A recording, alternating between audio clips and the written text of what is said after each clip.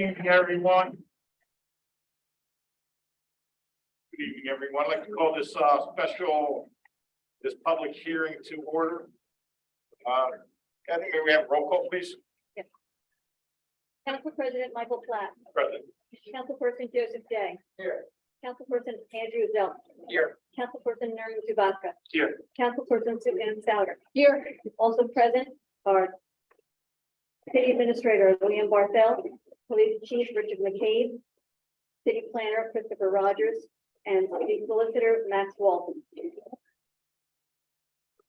you want to give you on, please? Yeah, so nice to see everyone here. Thank you for coming. So I thought I'd set a little bit of ground rules for what's going to happen this evening. Ultimately, this is a public hearing and it's on ordinance 536, and there's going to be a presentation about the development proposal that accompanies ordinance 536. This is a little different in that zoning is a legislative act, but you have to do it based upon the record that's presented. So what I'm going to do right now, just to get started, and I'm sure council will appreciate me doing this, so we can move this along.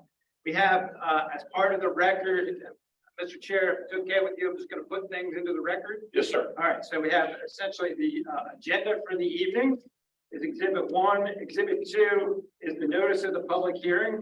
Exhibit 3 deals with all of the places where it was mailed, where notice had to be sent for a code. So we have that and a copy of the mailing. Exhibit 4 is the publication that has to happen 15 days in advance in the weekly. So that's already marked. Exhibit 5 is the ordinance 536 as revised. I'm gonna just pause there. If anyone read the initial ordinance, there's been some changes along the way. The particular project, if it's true the developer will address, started off thinking that it was going to be a site plan and a zoning all at the same time.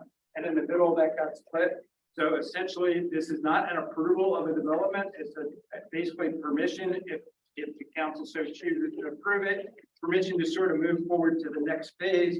And ultimately, the major changes that were made, besides some typographical changes, related to section 3, and it deals with the recording of the site plan. So the ordinance at issue is Exhibit 5. Exhibit 6, for those who don't know, the Planning Commission spent lots of meetings sort of talking about this particular development proposal in ordinance 536.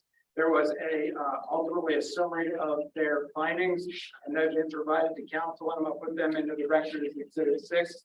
Exhibit 7 is during after the Planning Commission, but prior to this public hearing, this proposal went to I call it the PLUS process, preliminary land use service review before the state.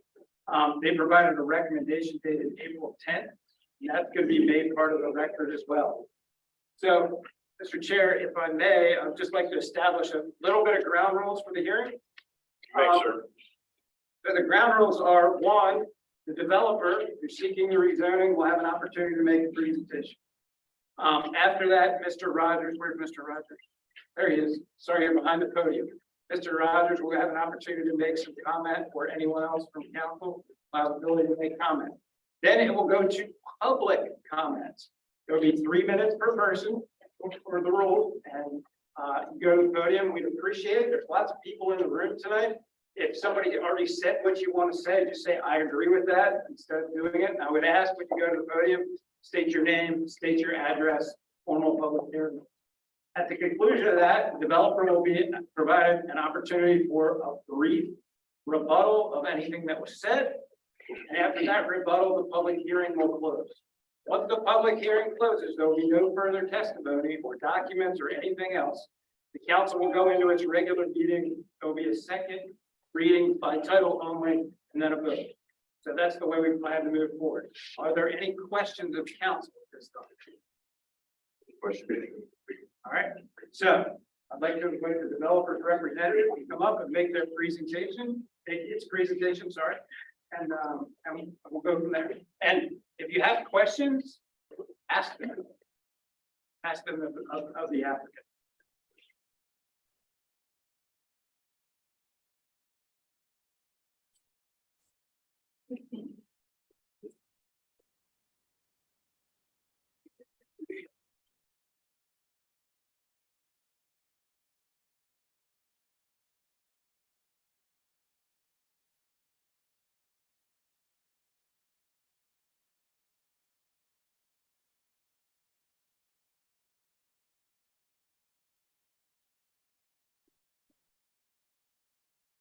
Good evening, President. Good evening, members of council.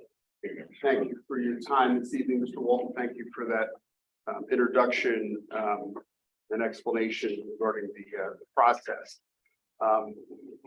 Here with me tonight are a variety of consultants and experts who were hired by my client to examine various aspects of this property, to respond to various questions from the public over the past year. We began this journey about a year ago. We have held with your planning commission and 2 hearings before you that were brief in nature regarding the introductory process of the ordinance. But we've had about a dozen public meetings and 2 workshops that were well advertised. The News Journal actually wrote an article about this project, and we met some new folks who were here tonight, formed a public working group with them, and have met with them a couple of times to go over the project. And I'm happy to say, after meeting with that group, that they are supportive, and I think you're going to hear that this evening. I've been handling land use matters for approximately 20 years in this state, and I will say this is the first time I've had 12 public hearings on any project. But the process was a good one. It allowed for a tremendous amount of public input. And I think as a function of that, if we are approved, ultimately, we will have a better plan because of it. So I want to thank folks who participated in that and got engaged in that, particularly after the News Journal article, which I think brought it to the attention of a wider range of folks than perhaps the more typical smaller project would have based on the notice in the local paper. Here with me tonight, I mentioned my client. My client is Parkway Gravel, and Mario Ganji is here tonight on behalf of the owner.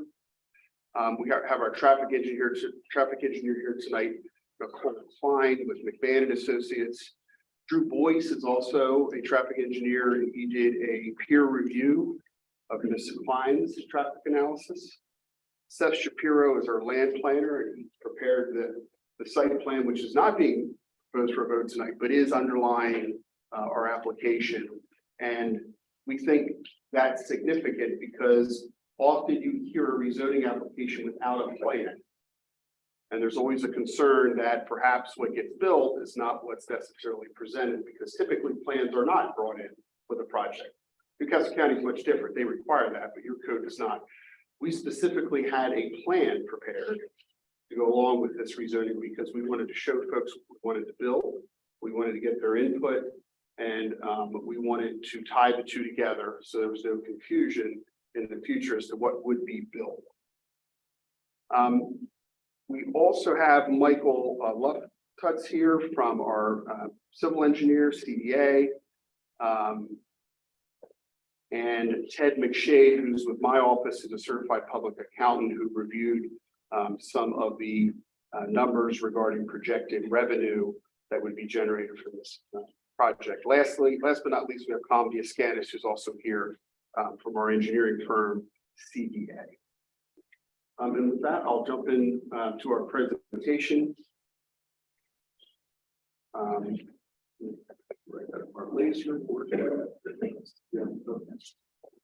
So this is a bird's eye view of the property. It is approximately 168 acres in total, and this is the approximate parcel line. And you can see there's a very large amount of the site that is being preserved in perpetuity. In fact, approximately 87 acres of the site, which totals approximately 168 acres, is being preserved as permanent open space for this site. It is currently zoned IOP today, which calls for industrial uses predominantly, but you can also, with a special approval, build a pool in this district. And in fact, directly to our south is the charter school that many of you know. The charter school supports this project. They are very happy to see, and we have their letter in our PowerPoint presentation, that they're not going to have an industrial use next door to them, like perhaps a logistics center. The site certainly could have been used for, but they much prefer the idea of residential and community and folks being able to actually walk to school which is, currently a thriving school in the area. And I will drill down into the details of that site plan in just the concept plan / site plan in just a moment. I do want to say early in the presentation, for folks who may have received a red flyer yesterday, this project will not follow the opening button to anyone. That is in fact the opposite of what will result from this project. And our traffic engineers are here to talk a little bit about that and explain why this project will not trigger that legally, and from an engineering standpoint or otherwise. We are making some improvements to that gate for safety reasons in the event of an emergency. The existing gate is locked, as many of you know, that is proposed to be upgraded for emergency purposes with a motor and an automatic control that would be given to law enforcement and emergency access purposes only. So if you're here tonight because you received a red flyer last night after a year of public meetings, please take a deep breath.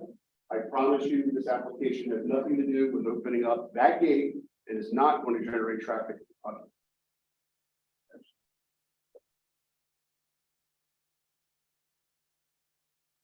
My client's desire to have the city consider this application actually dates back to 2020 when you were working on your comprehensive development plan update. And this is just simply a page out of a series of pages that the city collected, and see that the first matter noted under public comment was Parkway Gravel coming to the city, raising the idea of doing a mixed-use project at this location, being driven in particular by the amazing views that are available from this site, some of the few that are left, not just in our city, but in our county along the river. They were a little bit towards the end of the public comment period, as you can may be able to see. The comp plan was put out in August of 2020. The record closed in October, and they were at the October meeting. They were asked to come back and be considered at a later date, and they were not actually incorporated into that old comp plan update because of timing reasons, but they are back now, obviously, for consideration. I will move to your actual comp plan, because part of tonight's application is not just the rezoning, but also following the process in your comp plan for this rezoning to consider. As you probably know, your comprehensive development plan does carry the force of law under Delaware law, and its language and concepts need to be honored under state law. And so we've done that, we believe, in this instance fairly thoroughly. There's actually an amendment process in your comp plan and changes in your zoning map that may have been sought, as we did after the comp plan's adoption. In fact, I quoted from page 39 in the PowerPoint, because I think it's relevant for tonight's application in particular. The Plan Commission and City Council may entertain applications to change the suggested land use map and zoning map on a case-by-case basis. That is exactly what we're proposing to the city at this time. It is authorized by law in your comprehensive plan, which this council or former city council adopted. That doesn't mean certainly that you have to rezone us, but there is a procedure to do that that was recognized. And you might be wondering, well, why did the city do that? And they actually gave an explanation for why they did that in the comp plan. The prior city council that adopted this said, quote, "It is difficult to predict future opportunities and land use development trends." And they were right, it is. We've seen this more recent drive towards warehousing, for example. That, again, could have been an appropriate use for this site, but we prefer an alternative. But you're seeing across the state a drive in that direction. And that really was probably not anticipated prior to COVID. That's more of a more recent phenomenon. So your prior council had the vision to understand that comp plans and future land use maps may need to be changed when appropriate, when ideal, and this is a situation where we would respectfully submit it is.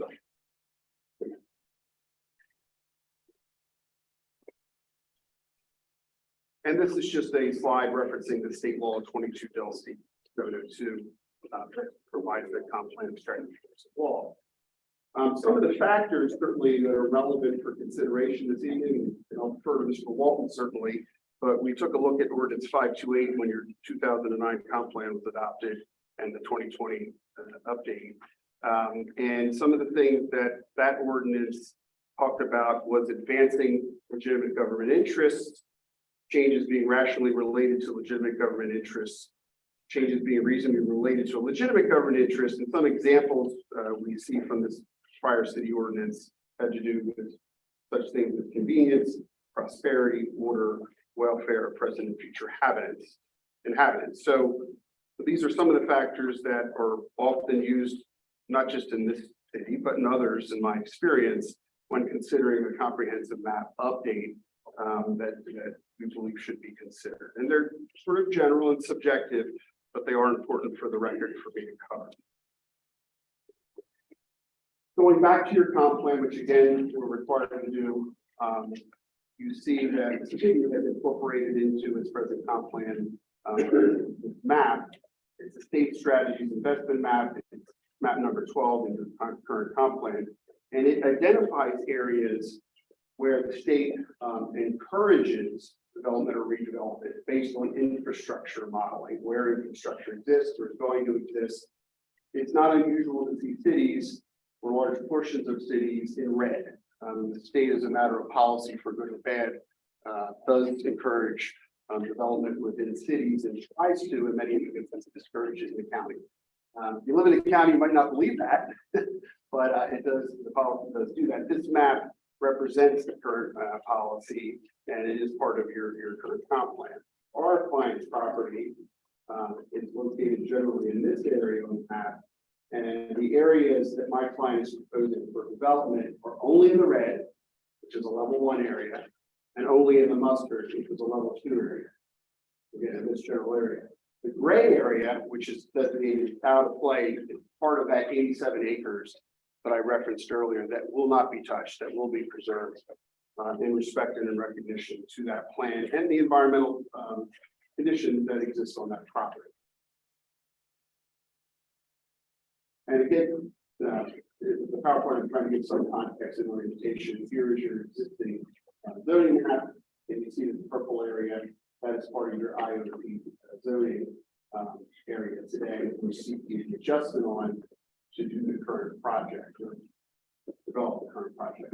And to be clear, I know it's in the title of the ordinance, but the proposal is to seek your approval to change the IOP zoning, which the park is today, for only our client's current parcel that we're here before you to consider, which I'm going to show you more detail in a moment, to R3 to allow the residential, the GC or general commercial to allow small amount of commercial for the mixed use component that we will drill down into. Again, today, this zoning would allow an industrial use. It would allow a logistics center like a FedEx or UPS or even an Amazon.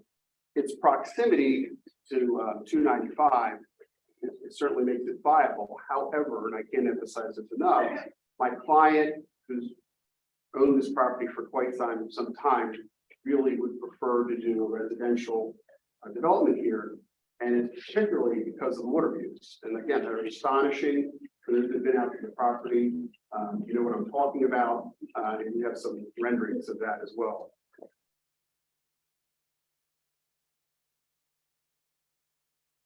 Again, moving on, just to give some context to everybody. You can see today there are already a mix of uses in this area, in and around the park.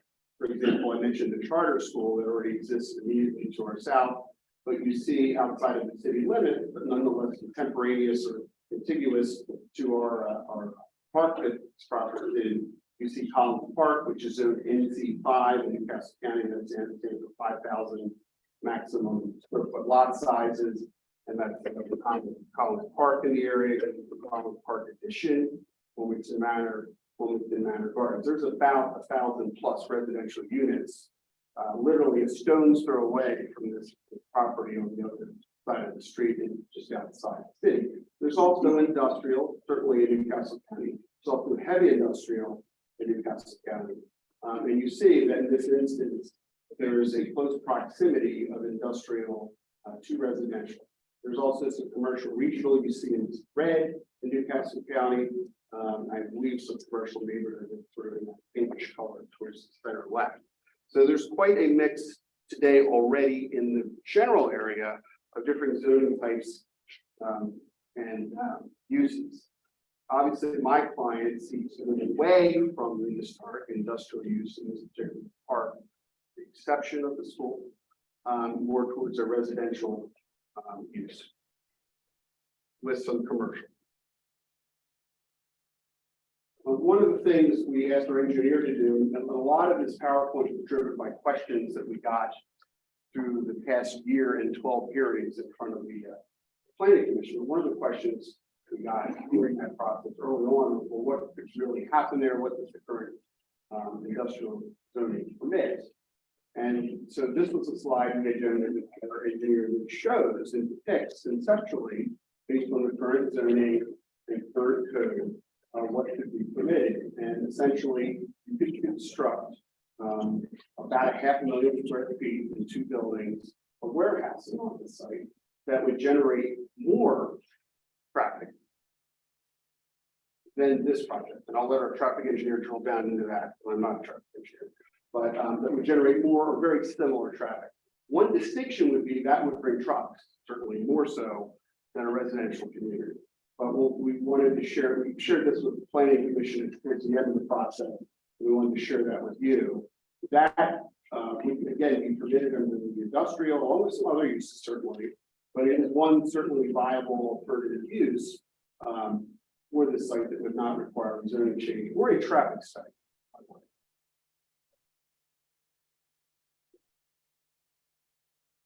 Here is the charter school immediately to our south. Again, it has written a letter of support for this project and its preference for residential.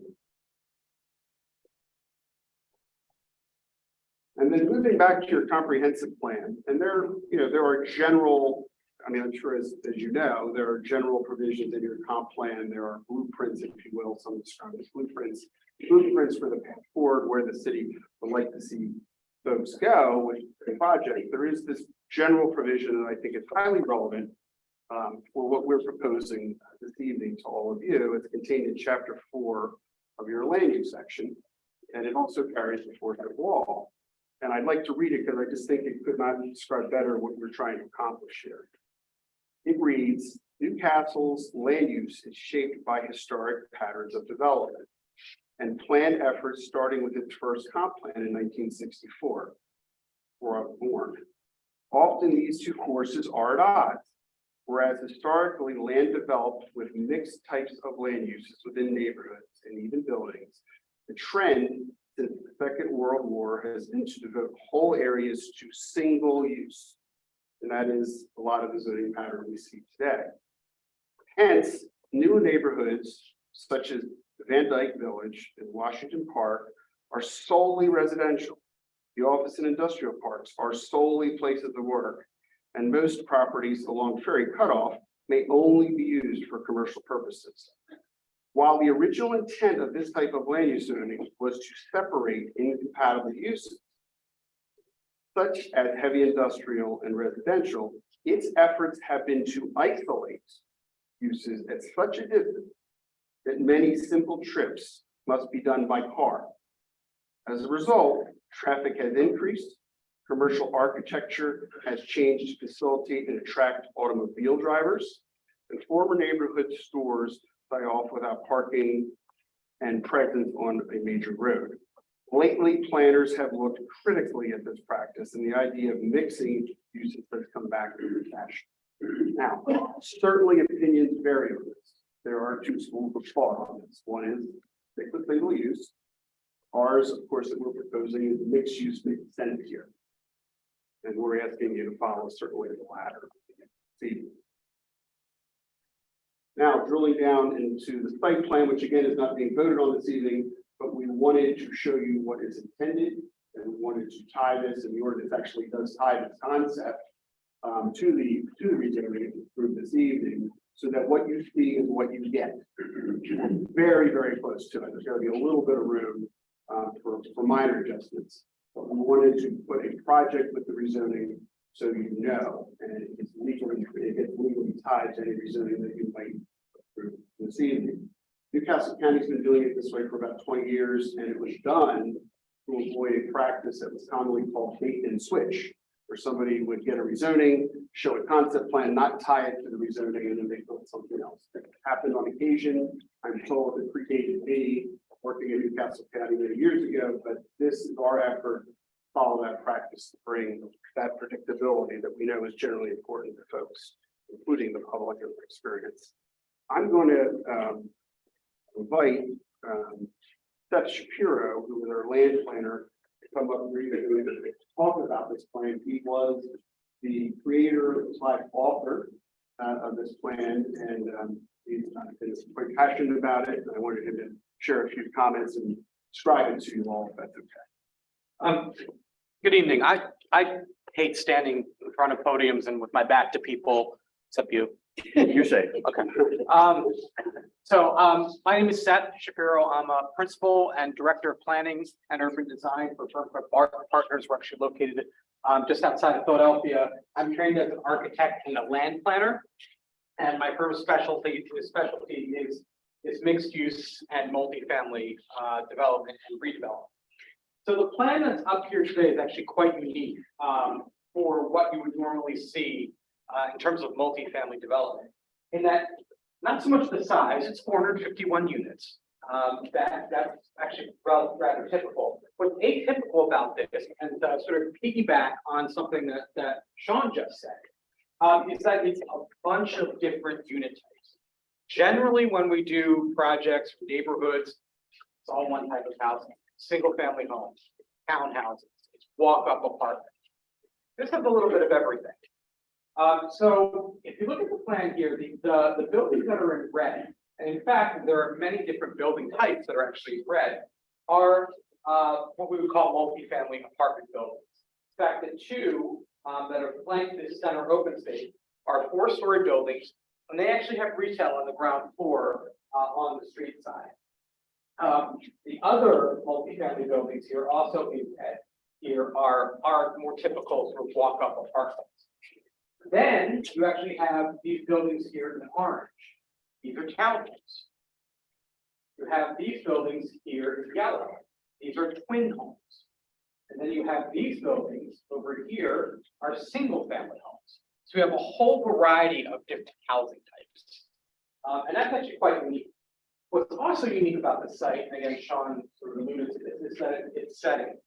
When we first walked onto the site, actually it was in the middle of the pandemic. It was great to get out. The view was shocking. The view of the bridge is quite lovely. The view of the water is sort of undisturbed area. And the thought of having sort of another large warehouse or logistics center here just seemed right to us. So we wanted to capitalize on that view. So this project is very highly amenitized. And you might hear that a lot when it comes to contemporary multifamily. It's actually a standalone clubhouse, sort of anchoring the open space here. And that clubhouse will have things like a club room, a gym, we'll have an outdoor swimming pool. And in fact, it also actually has a restaurant associated with it. Again, sort of enhance that idea of mixed use. Do we have the next slide? Yeah. All right, go ahead, do it that way. So we have some renderings for you. This is actually a view looking down that open space. These are the two 4-story buildings that I mentioned before with the retail and the ground floor. And you'll notice, like, while we do have this sort of one-way loop, we didn't want it to be just sort of a parking area. So we have this special paving area, and in fact, at special times that could be closed off, and now it's one big bottom space, one big shared space. And you can see this view towards the river, and then there's obviously the bridge. You know, we didn't actually render New Jersey in the background there. Sorry about that. This is actually looking the other way. This is sort of at that clubhouse. Here's the clubhouse. Looking back towards the road here, and again, that's sort of centralized open space. And here you can see that we actually have 3-story buildings interior to the site. Those are those garden-style walk-up buildings. Another view of the mixed-use buildings. Were you able to ask a question? Yeah, cool. the clubhouse, can you talk a little bit about that? Who's responsible for that? It's about the community's responsible, that the management company will be responsible for that. So is that gonna be mandatory for people to join? Or is that optional? Part of the rent. So it's part of the rentals, but not part of the houses that are sold? Right now, all 451 units are viewed as for rent, so even the single family would be for rent. Oh, so everything's rentals then, because that's not what I. At this time, that is the thinking. The single family area, however, could actually be lotted off and sold. But there's actually this incredible thing happening where people are building what they're called build for rent, which I think is a bad term, because building everything for rent, but single family homes are being built for rent. So the idea is that, at least initially, and it may be that when it is constructed, they are offered for sale, but right now the idea is that they're for rent. And their rent would include the clubhouse. Okay, because that changes a lot, in my opinion. If everything's rentals, then everything's based upon the ownership of rentals of taking care of everything, if I'm correct. Okay, Correct. There'd be a management company. The other thing that's in that clubhouse is a leasing center at 451 units that be staffed all the time. So. And just, if there are any other questions. can we go back to page 13? So in this view, there is water very close to all this. Will any of this be in a flood zone scenario? Everything, and actually, we're gonna get into that in a little bit. Everything is outside. So flood insurance is not required by any of this? No, not current, not based on the current maps.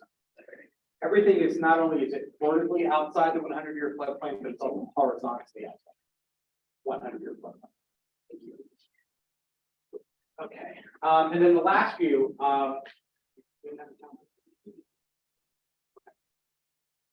so that is sort of the idea of the vision. You'll notice that we're not using a lot of sort of the red brick that you see a lot of in the city of Newcastle. We didn't want to sort of imitate an historic style. We went actually with more of sort of like a waterfront feel.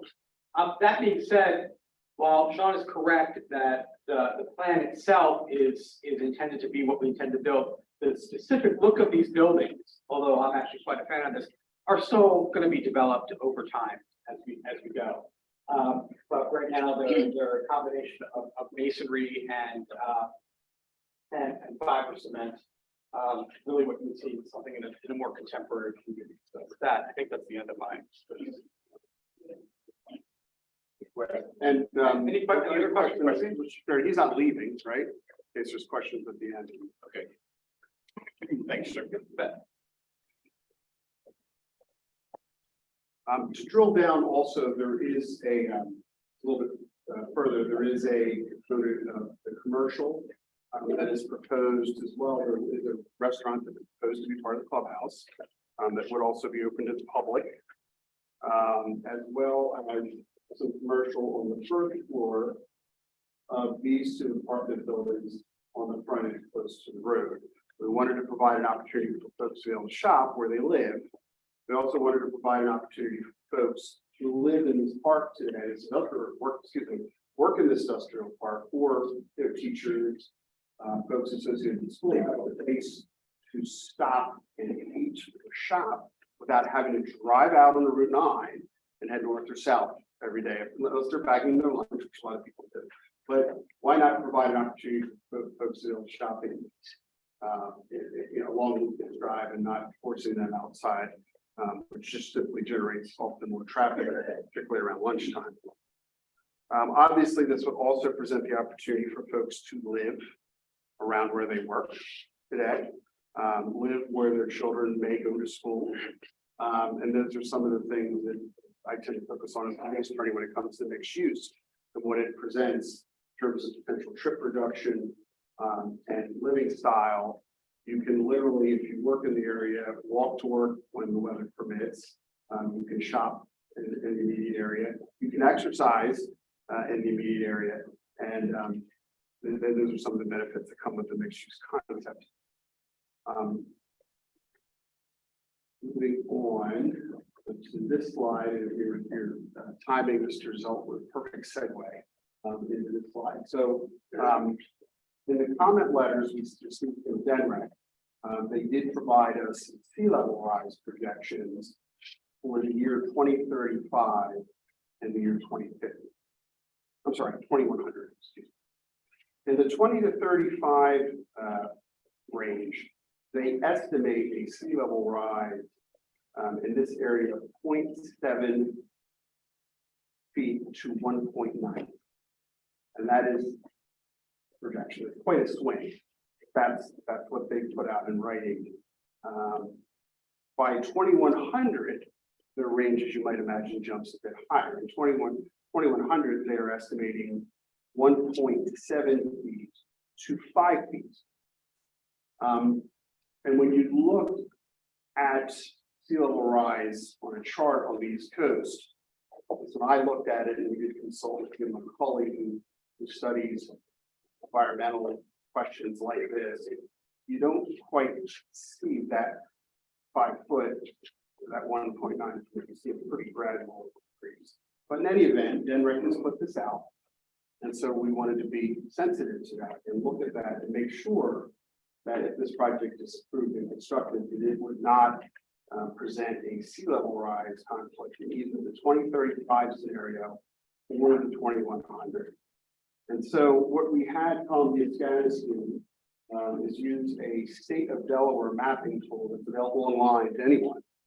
And he drew a line around the area that this project is proposed to be constructed in. That's the yellow one.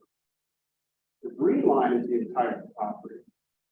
The mustard color is the 5 foot worst case scenario 2100 projection in plus comments to receive. And you will see, based on the mapping tool that Denrec makes available, the area that's proposed for development will be outside of that worst case scenario sea level rise.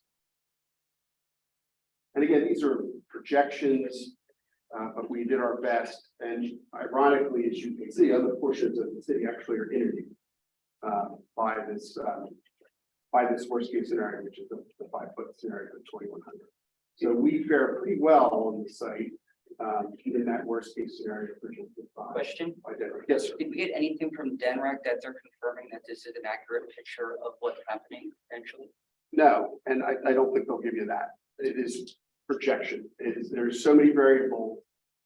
They will not confirm or deny any scenario. But what we did do, and I can have Tom Florida civil engineer, if you like, to offer testimony for the record, we did use their tool, their mapping tool, and ran the projection. But there is so much and I learned a lot on this project. I've not done many projects along the water. There is so much speculation on the sea level rise. It's very difficult to get anybody to say it will be this or that in next year. But these are the ranges they gave us, and this is what we did using their online tool. But I asked the question, will they confirm or deny? And we did present these slides to Plus, so they were provided to Denrec, and we did not get anything back that indicated they disagreed. They did see this, they had access to this. They sent out a comment letter, and we didn't get anything back different. One of the other things we did is took the opportunity on the same Denrec tool to show in the event of a storm, perhaps, that came up the coast, or in the event that there was some blockage of Woodford Drive that would prevent folks from leaving the traditional way out of the park, that there is this currently gated, closed off area that would otherwise permit access to Buttonwood Drive. And so in an emergency situation, an unfortunate emergency situation where people had to get out and couldn't, we are proposing, instead of it just being chained and locked, where emergency folks would have to come in and lock it and get the key, that we would certainly invest in the city and put in a motor with an automatic control that would be provided to law enforcement and emergency access to folks only for emergency situations that could arise. You would hear from our traffic folks that that access is not needed for traffic. There is no traffic engineering requirement for that. There is no DELDOT requirement for that, but in an emergency scenario, certainly made sense, and we thought certainly the responsible thing to do would be to forget the key approach and go with something that could be automated. Would you provide like the clicker for every emergency vehicle in the city? Yes, sir. We also had our question, which, as you might imagine, was well vetted in front of the planning commission. And in fact, we had, I think, at least one representative who was on the sea level rise committee for most of the hearings. And I believe that was true. She's on the sea level. Yes, so she participated in almost all the hearings where she had down. So she was very interested in this information about it. So like, then we presented this actual slideshow to the board before they voted in favor of the project. But what we did was we wanted to show where the again, based on the mapping tool, based on our engineers, plugging in these variables and the height of the property and where we're proposing to construct and where we're not proposing to construct. We wanted to provide a graph, provide some additional ways of looking at this. So this first one here is the 2035 mark for sea level rise, which is the worst case scenario in the 2035 event, which is 1.9 feet. Then the second mark is the 5 foot sea level rise, worst case scenario is 2100. And then you see here is that just a illustrative, that would be a hypothetical residential building on the property, dwelling, where anybody can live anywhere on the site. But it's just used as one simple example. But it's it's typical of what you would see, and nobody would do less than this. And that building, that residential dwelling, would be, and we're committing to this as part of the application, a minimum of 12 feet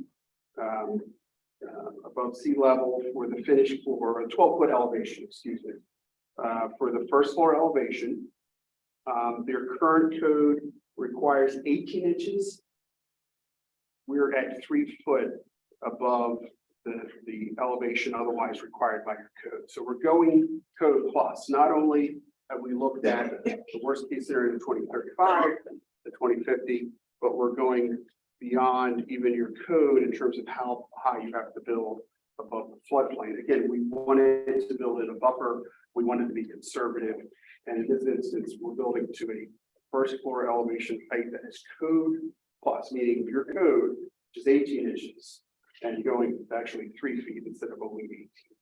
So again, trying to be very responsive to the concerns we heard from the planning commission and from the public as part of this topic. And I will, if there are any questions about that, I will defer to Tom Diaz-Stanis, who prepared the slide, as well as entered the data into the state. So again, we're happy to answer questions now or at the end. For now, I want to talk a little bit about traffic and how we studied that. The code, we volunteered from, I think it was the first or second meeting in front of the planning commission almost a year ago, to provide a traffic study. There was a concern raised by one of the members of the public at our first or second meeting, I believe this year tonight. And we said, look, we'll do a traffic study.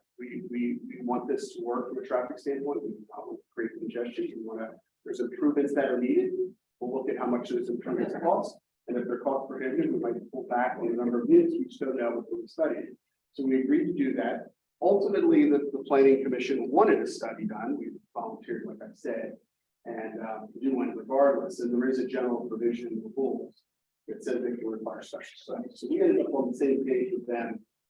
And we did the study, and we paid the whole client is here this evening. I'm going to ask to come up in a few minutes, talk about that study. That is the process followed by DELDOT. You as a developer hire a licensed traffic engineer to prepare your studies, do the count. DELDOT, however, in this instance, because it's not a state road, Lucas Drive in this area is not a state road, did not require a traffic study. So what we did is we tried to model one based on how they would have done it. And so we hired Nicole, I worked with on other projects, who knows Del Dot rules and procedures very well. And then in addition, we hired firms that True Voice is with, who's also here tonight, to peer review her work.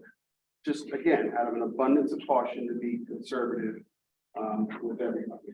And that was intended to model how Del Dot would typically accept a private traffic study from a licensed traffic engineer and then send it out to a third-party consultant to do a review. So we tried to model or mimic the Del Dot process, even though Del Dot did not require a traffic study. So I'm gonna ask Nicole to come up, if she would, and give you an overview of her findings in her study, which would provide with the community commission, we're happy to provide it to anybody else that might be interested. Talk about what she found. We also asked her to look at the trip generation for an industrial use like the strategic, at the warehouse facility like that. UPS or Federal Express, just for comparison, where I got my numbers from earlier, so that folks could see what the differences were. And so she's included that in her couple of slides here. She can walk me through and answer any questions you may have. And then Drew certainly can come up and briefly describe how peer review.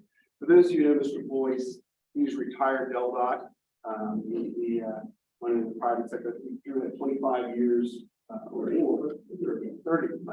And we were lucky to get him to involved in this, but we thought it important that we get somebody with his experience as well as part of the peer review to minimize concerns about traffic. Nicole, there's the clicker, there's your laser, and there's the arrows. Thank you. Thank you, Sean. Good evening, everyone. Again, my name is Nicole Klein-Elsier. I am a licensed professional engineer. I've been doing traffic engineering work for over 20 years, including work within the state of Delaware for both public and private development clients. So just a little bit of my background. So we were brought on by the applicant for this project to take a look at the traffic conditions. As Sean mentioned, we worked through that with the Planning Commission. And where I'd like to start, and where we typically start with the development and when we're looking at traffic, is we look at our trip generation. How much traffic is this development going to generate? And the traffic engineering world, it's very prescriptive, it's very mathematical. There are certainly assumptions to be made along the way that are specific to a local jurisdiction or the conditions you're dealing with, but a lot of it is very prescriptive and mathematical. And trip generation is one of those items. We have industry standard data that Del Dot would require us to use to estimate the traffic that would be generated by a particular development. We break down the type of residential unit, the type of commercial use, the type of industrial use, and we use this industry standard data, which is provided by the Institute of Transportation Engineers, which has the backing of a lot of research and in the field studies that show how much traffic these individual types of land uses and developments generate. So again, it's very mathematical and it has a lot of research behind it. And it is what Del Dot requires us to use when we are within their jurisdiction and completing a traffic study based on their rules and regulations. So that's our first step. How much traffic will this generate? And what we've done here, and it's a little bit difficult to read the slide with the coloring, so I'll walk through it. But as Sean mentioned, this property would currently be eligible for development as an industrial use. And a very popular industrial use currently is a logistics center. So with the plan that CDA had prepared, and a fulfillment or logistics center on this site of about 562,000 square feet would be accommodated. And so the first row of information in the green section of the table on the slide shows the trip generation that type of industrial development would generate. And below that, we compared it to the proposed mixed-use development. specific residential types and the specific commercial types that were described. So what we typically do in terms of evaluating traffic is we look at a 24-hour period, a typical weekday, and we also look at the peak weekday periods when traffic on the adjacent street is at its highest and the trip generation for the development is at its highest. So with the types of development we're talking about in this area, that would be our weekday morning commuter period and our weekday afternoon commuter period. And the thought process behind that is if everything works at our absolute highest, when everything's maxed out, then it will work during the other periods of the day when traffic is lower. So that's where we start. So this table shows in the leftmost column that weekday daily or 24-hour trips, and then the weekday morning commuter peak hour in the middle, and the weekday afternoon commuter peak hour in the afternoon. So when we compare the potential industrial development to the proposed mixed use residential and commercial development during those weekday morning and weekday afternoon commuter peak periods, we're looking at the peak hour in each of those periods. The industrial development generates far more trips than the proposed development at 45% during the morning and 56% in the afternoon. And the primary reason is an industrial development has a very high spike in traffic when the shift changes occur. When the new shift is coming in and shortly thereafter, the previous shift is leaving. And then there is traffic generated throughout the day, but it is decidedly, and obviously a lesser level than when those shift changes occur.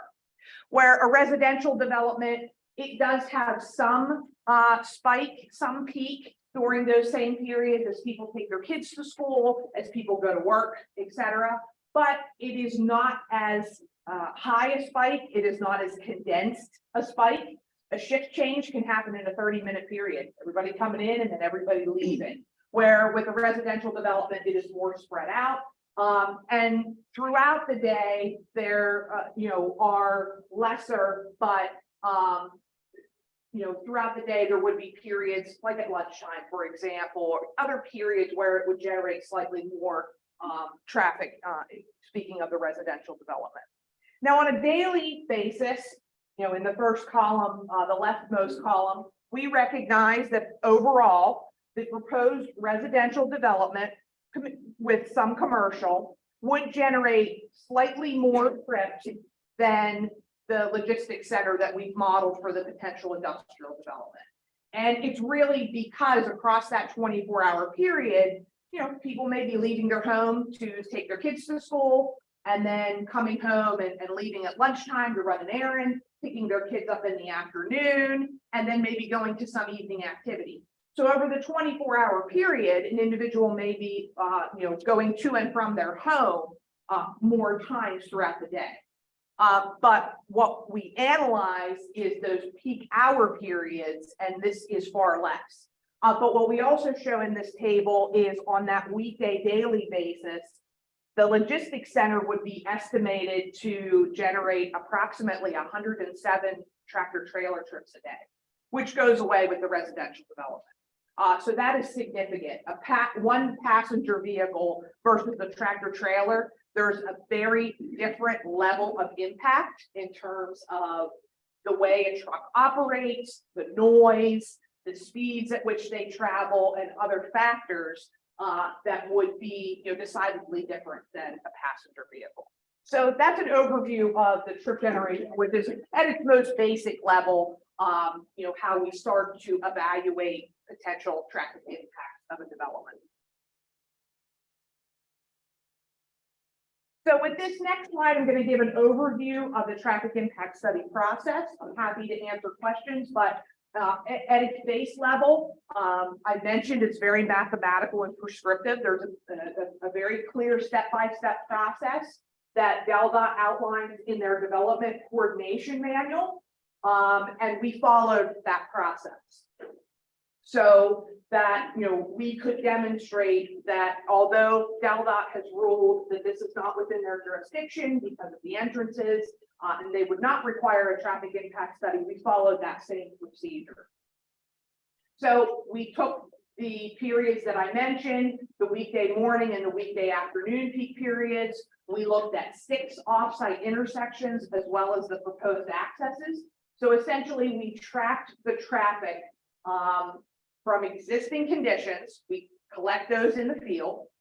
We layer on additional committed developments and background growth that will occur regardless of this development. And then we then, as our final step, layer on the trip generation that I talked about in the previous slide.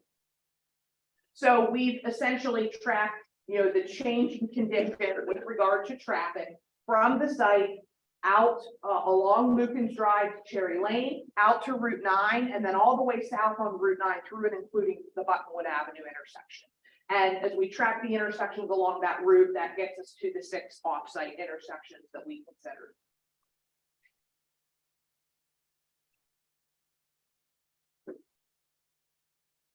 Right, so the criteria that we use to evaluate the intersection operations, it really boils down to vehicle delay.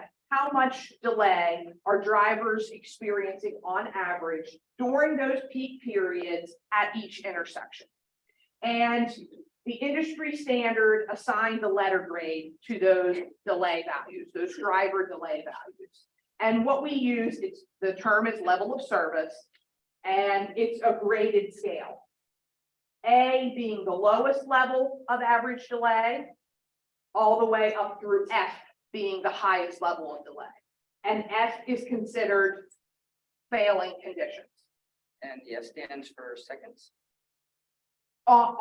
If we look at the table on the slide, yes, the right column, control delay per vehicle, that is in seconds. Yes. So, drivers expect a certain amount of delay in an urban area. They expect a certain amount of delay if I'm at a signalized intersection, it's going to stop me. But it gets to a point where it's unacceptable to a driver. And that's how this scale was developed. And this is the scale that DelDOT utilizes. So it's similar to a report card, except with one nuance. I wouldn't have been very happy to get a level D, as in dog, on my report card. But actually, in terms of level of service in an urban and suburban environment, what we are typically shooting for is level of service D, as in dog, or better. If we were shooting for an A or B everywhere where people only expected 10 seconds of delay, our roadways would be huge. It's not practical. And people expect to, wait 50 seconds at a light, for example. So it's really about that expectation. So level of service D or better is what we're looking for. So based on the studies performed, we hit D and above for all the intersections. Correct. So we meet that, and that's what's noted on the right side of the column as we analyze the entrances and the 6 on-site intersections for those peak periods with the proposed development. We demonstrate through the future with development conditions that we achieve those DelDOT requirements of level of service D or better. So the one section I'm very much interested in is Cherry Lane. That's a horrible intersection today. What level is that at? So that intersection is at level of service D or better, with the exception of the minor stop controlled movement coming. It's a strange intersection. I'm sure council very familiar with it. The major movement curves along Cherry Lane, and there is a T that comes into that intersection and stops. There is a certain level of delay on that approach today in existing conditions. It is not significantly changed with the development. So you said today it's D or better. So we define what it's at. So DelDOT looks at overall intersection operations. Understood, but that's the major intersection there. It's going to cause issues for people. Sure. No, I can drill down into that. Let me get to those results. Yeah, so as we look at that intersection of Cherry Lane and Lucan's Drive, what we have today is conditions during the weekday morning and afternoon peak period that are level of service D or better for all movements.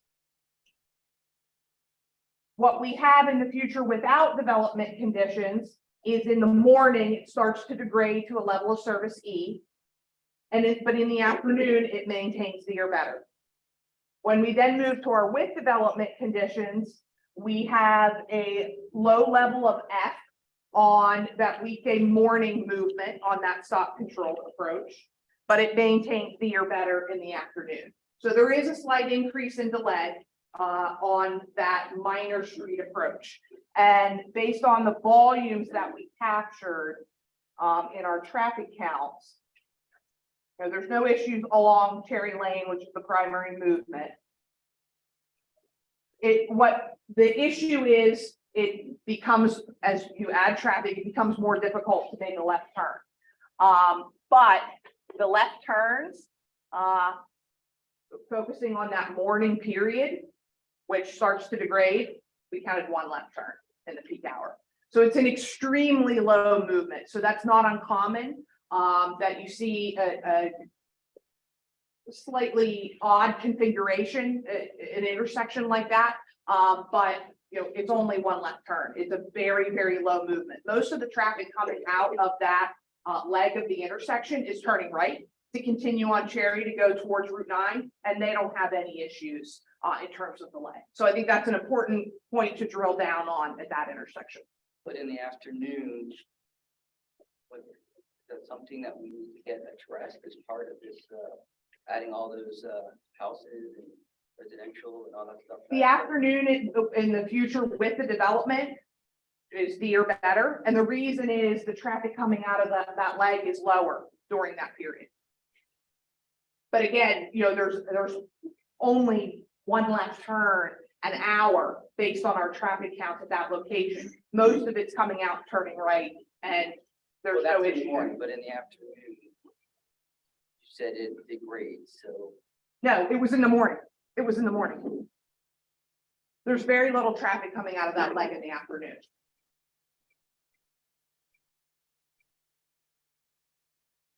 It was in the morning, but.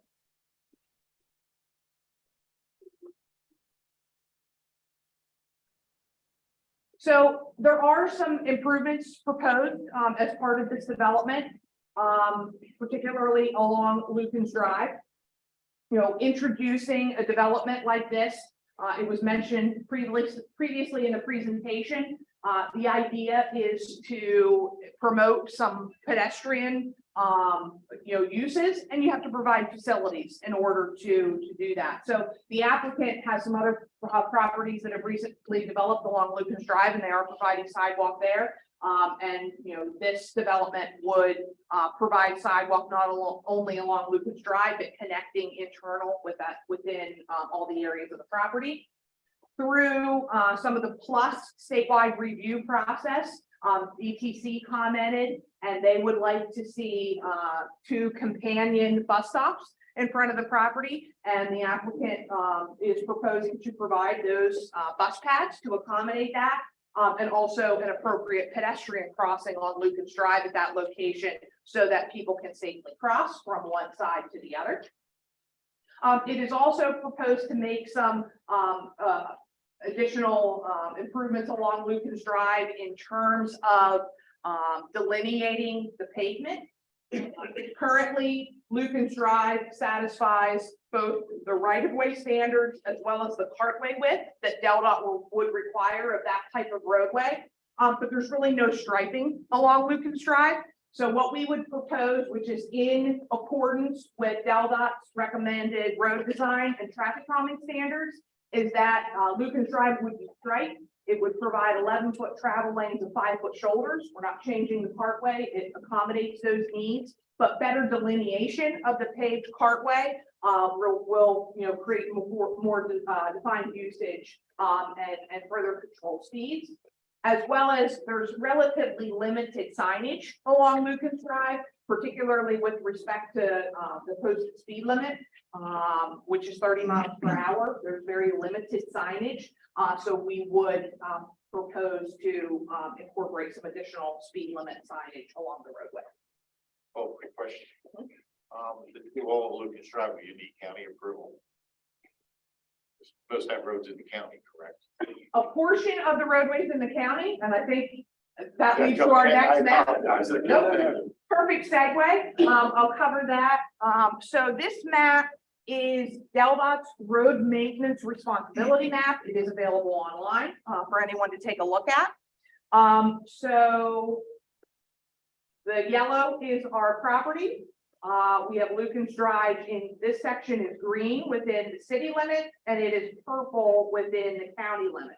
And then you see Cherry Lane and Route 9 are red, for example. So the red is a state road maintained by the state, so Route 9 and Cherry Lane.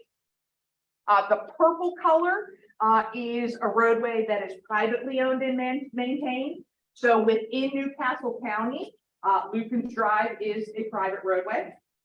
And then the green section, which is located in the city, that portion of Lucan's Drive was offered for dedication to the city. It has not been accepted by the city, and that's our understanding, and so it will be privately owned and maintained until such time as the city would want to accept what was offered for dedication. So I think that covers the overview that I wanted to provide on traffic. In addition to the questions that have come up, I'm happy to answer others. There's a question, go back to page 13. Let's play plan. Yeah. So I see the main entrance, and I see where we have a single family in the duplex. There seems to be, is that a connection to the development? I'm sorry, the end of your question was? So are those actually connections to the main road that will be able to get in and out? Yes, so we did look at, based on the plan, there are 4 entrances in total that serve different pieces of the development with some interconnectivity. So we considered that in our study. There's one in the yellow units here. There's actually 2 here. We count them separately, Oh, although yeah. it's a circulation pattern. Yep. So Nicole, I have several questions, so I'll just go in order and by one. What is the range of traffic generated per hour for the rest of the day outside of the peak hours? I'm just curious, because I'm doing the math on the 4,000 trips and then subtracting people sleeping and all that stuff, so I'm just curious. sure, we do have the ability to break it down. We have not at this point. We can certainly provide that. The industry standard data does give us every hour that we can calculate that out, but that it would be less than what is shown in the weekday AM and weekday PM peak hours. So I can tell you that, but we haven't broken it down because that's not an input for our analyses. We look at the maximum times. Is the peak hour just 1 hour, or is that a set of several hours in the morning? It is 1 hour. It is the absolute peak 60-minute period. Okay, thank you. But when we count, we look at a larger range so that we can make sure that we capture the peak hour. But the trip generation is a 60-minute time frame. Okay, thank you. What has been the impact of the delay in seconds? And you don't have to talk about every single intersection. I'm mostly interested in the same as Councilperson itself, if you don't mind, just, thank you so much. Absolutely. So what I can do is kind of give an overview. Generally speaking, there is limited change. Obviously, as you enter and exit the site, we talked, I think, at length about Lucan's and Cherry, which would obviously be an intersection that all the site traffic would go through.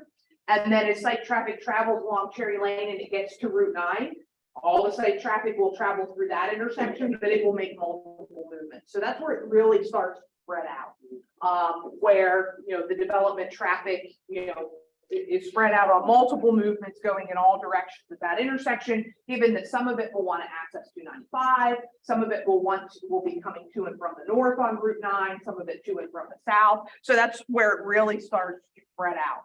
So if we look at the Route 9 and Cherry Lane intersection as an example, looking at the overall levels of service for that intersection. In the morning, existing, without development and with development, all levels of service D as a dog, same level of service. There's some variation in the delay. We go from 37 seconds of average delay existing to 38 and without development to 42 and with. So it's 4 seconds. Thank you. And afternoon is very similar. It is a C in existing. It's a D in without development, it stays a D in with development, and the change in delay there is about 3.5 seconds. So that's average for a driver. And like I said, from there, it really dissipates even further. And this might be, you addressed some of this already. Like, what are the assumptions made in the projection? And you kind of touched upon delta and using the standard data. But what is the ratio of cars utilized per unit, as you're plugging things in, or is it just number of units? Just curious, how does that work when it comes to determining, because I'm guessing 1-bedroom unit versus 3-bedroom unit. Sure. Different number. There's variation between the amount of traffic a single family home generates versus a townhome versus an apartment. So we're able to break the data down. What the industry standard data provides me with is rates and equations, so that I can plug in, I've got 40 single family homes, I've got 170 apartments, and then it provides me with the trip generation to that level of specificity based on the type of unit and, the expectation that would go with that. A single family unit typically is going to have more cars per household than an apartment, for example. And I will note that we are being very conservative in our study. We have not taken any reduction for transit usage, even though we're going to provide new companion bus stops along with this drive. We also, our industry standard data is all pre-COVID. So we think about how our lives have changed as a result of COVID that will stay. And probably the biggest one that we are seeing in the traffic industry is the change to either a fully remote, work environment or a hybrid work environment. The trips have decreased. We are not taking any of that into account here, so it provides us an overly conservative assessment of our traffic impacts, which I think is important. And I'm sorry for keeping you on there, but Happy to answer. Brad asked now. So 2 more questions, I promise. I'll do that. Sorry, everybody else. Do you know what are the current traffic trips number in this area? Yes. So just for comparison, that would be great. Yes, so we did look at, on a daily basis, we did some counts along Lucan's Drive immediately in front of the site to understand how much traffic is currently being generated. Lucan's Drive has about 5,000 trips per day on it today. 5,500 or 5,000, sorry. 5,000. So this is about doubling that. Would that be fair to say? There's about 4,000 roughly. Yes, in terms of two-way trips, correct. Okay. And my last question is, do you by any chance know how much traffic there's already at that intersection with Route 9? So we know better context, adding that many, trips, and I'm sure this is a large number, but just want to know kind of. Yes, and I'm probably gonna have to do some math to give you the number, although I might be able to pull it off the traffic counts. But essentially, as I'm pulling that information, what we do to set our base conditions is existing traffic counts from 7 to 9 in the morning and 4 to 6 in the afternoon at all of our study intersections. Okay. So we have those total existing volumes. So then we can look at how much traffic is being layered on with the various pieces that we are putting together. And that's what you're looking for. And what I can tell you in general, the reason why our delay changes are relatively low is because the percent change in traffic is relatively low. And that's what I'm getting at, Yeah. Just to see if this is a 20% increase to Route 9, is this 5% increase, or, just Right. to understand that. Right, and I'm gonna have to run a calculation to give you that number, so I'll do that and provide you with that answer. Thank you. That would help.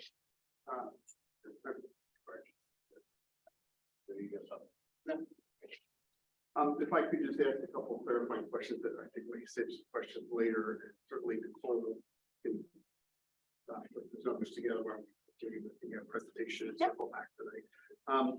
Well, just for the public record, when we talk about total trips, and 4,000, that's over a 24-hour period, the EDT, average daily trip. Correct. And currently, the types of vehicles using Lucan's Drive, are they predominantly trucks or cars? They're predominantly cars. I mentioned that we did those daily traffic counts. When we did those, we captured the vehicle classifications.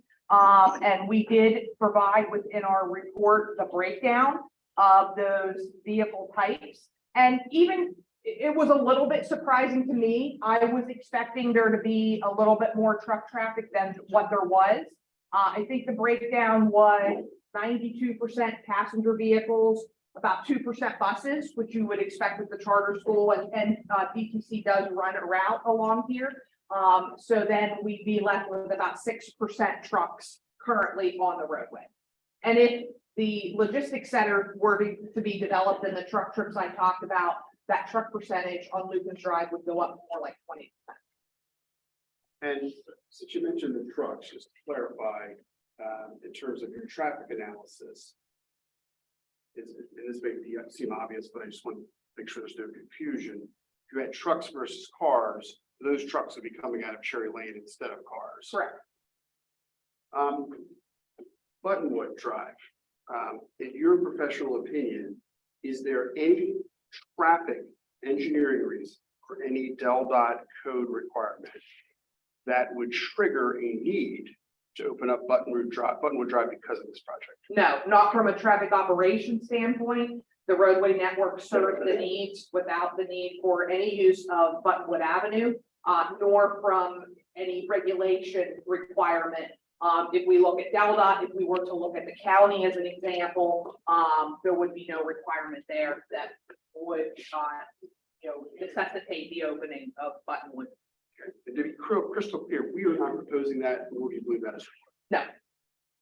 required. Last but not least, can you confirm that you follow DelDOT standards in your level of service numbers and how you performed your traffic analysis to the best of your knowledge? Yes, And so we're not doing anything different here than DelDOT would have done if they had taken jurisdiction. In your opinion. we are not.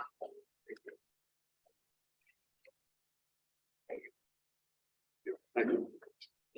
And if I may, I'd just like to bring the boards up briefly in peer review, Klein's analysis, and there may be some questions for him, but I'll try to keep that brief. And just ask Drew to summarize what he did after he received the Cole study. Thanks, Sean. Thank you. Excuse me. Drew Boyce with Century Engineering. I've been with Century for about 3 years. Prior career with DelDOT. Retired as the Director of Planning, which oversaw all development activity, including the TIS program. And so the team brought me on to do a peer review of Nicole's work. And so basically, what we did was took the DelDOT standard, which she followed, and took all of the existing data and basically redid the study. So we used the same software. We used her base data, which was verified with tube counts, not only physical counts, but also tube counts for verification, validation, and reran the numbers, and essentially came up with the same results. Obviously, a few small nuances of difference. We came up with actually a little bit more conservative. I'll say the trips were just slightly higher, but all fell within the acceptable level of service of D. Obviously, Route 9 and Cherry Lane being the highest level of delay, but still fell within the level of service D. As you go down the Route 9 corridor, it really falls off as far as overall intersection delay. All of those intersections are B or better as you get away from Cherry Lane. And so we used DelDOT's standard to scope the study. We looked at it's some good information because we had a really recent traffic impact study that provided us committed developments and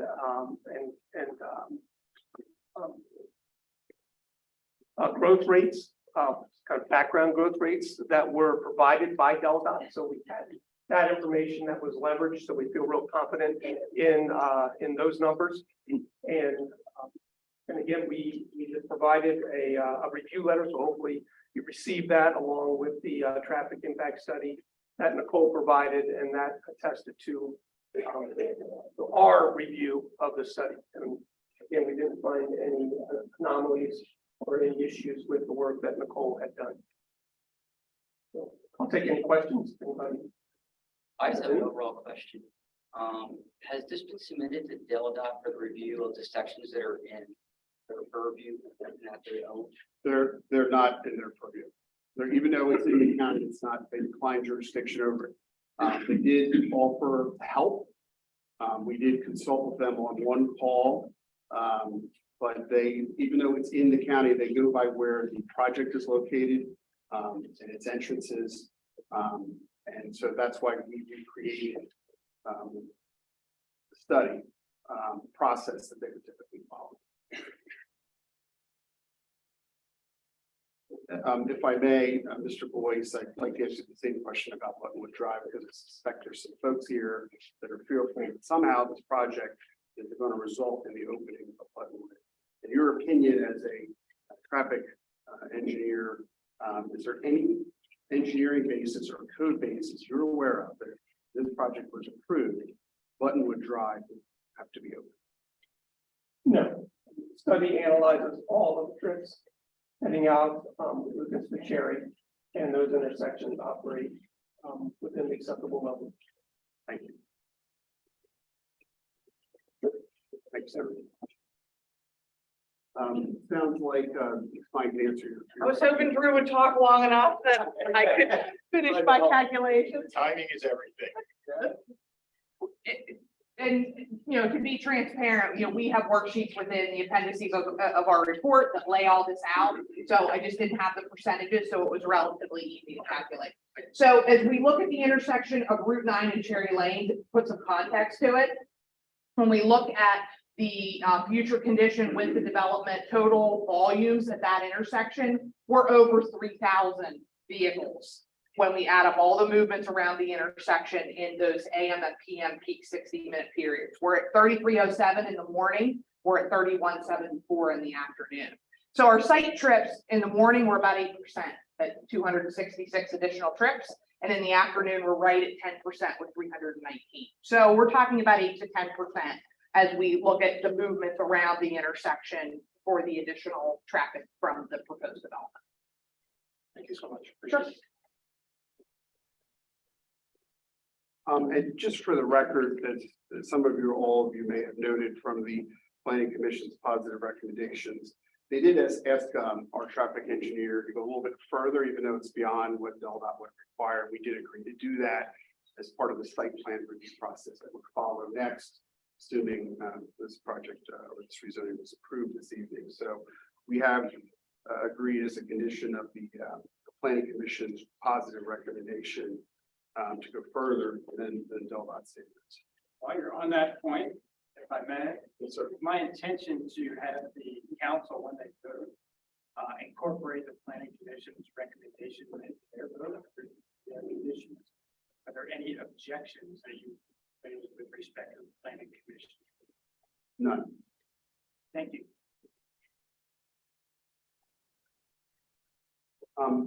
I'll try to pick up the pace. I know we're eating up a lot of time, but there's a lot of information there. I'll minimize questions. That you're- Getting close to the end, we did, the planning commission, our chief of police is here this evening, as well as both Holloway Terrace Fire Company and Goodwill Fire Company about this project. We met with all three fire chiefs, one time, the chief of police at another time, to see if this project caused any concern. One of the chiefs, thank you, chief, for being here. And there was not a concern that this project proposed any material adverse impact on the fire company's ability to service this site in the event of a fire. The chief, however, did identify, I believe, the need, because this project and others, ideally, for a new officer and patrol car. I believe I'll let him speak to that if the council thinks appropriate, certainly at the right time.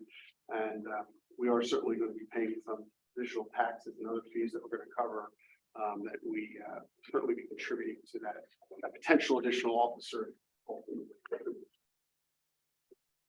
And perfect time to jump into that. So we did take a look at the unit count. We did take a look at comparable taxes collected as part of this analysis. client, and then we internally, I Ted's here this evening, if there's questions, certified public accountant, just double check the numbers and comparable to make sure they jive, this, state and cross check them. You can see an estimated $264,000 for the taxes and fees. Newcastle County actually made $150,000 of that. Crossing guard, community pay, schools, normally get impact fees and other annual tax money. There is an impact fee requirement at the state level that we suspect we're going to have to pay. We have to make an application for that once we get to a certain stage in the process, see whether there is or there's not capacity. But when we look at the school district and what they're charging other approved projects in Newcastle County, I'm sure the school district estimated the school impact fee, again, subject to review by the state and confirmation. So these are the estimated taxes that will be generated as a function of the approval of this project. We thought that relevant, certainly, for the taxpayers of the city to consider, as well as the additional burdens of service, how those would be addressed. And Ted can come up and drill into any specific questions you may have about these numbers. We did meet with the administration. They did have a chance to look at these numbers around January, I think it was, and I believe did some checking themselves. And we will present to the planning commission part of their vote as well. Yes, one question. So the impact fee, the one-time assessment, that's a voluntary school assessment, right? Yes, if there's not capacity, we don't expect there to be. So for example, Cavaliers project yesterday, which you may have heard about the county, we piggybacked those fees and then checked in. We got an updated estimate from them, but it's not official until we make the formal application. That certainly would be covered as part of the site plan process that would follow next if you receive approval of the rezoning, and there will be additional public hearings to further pressure check those numbers as part of the site plan.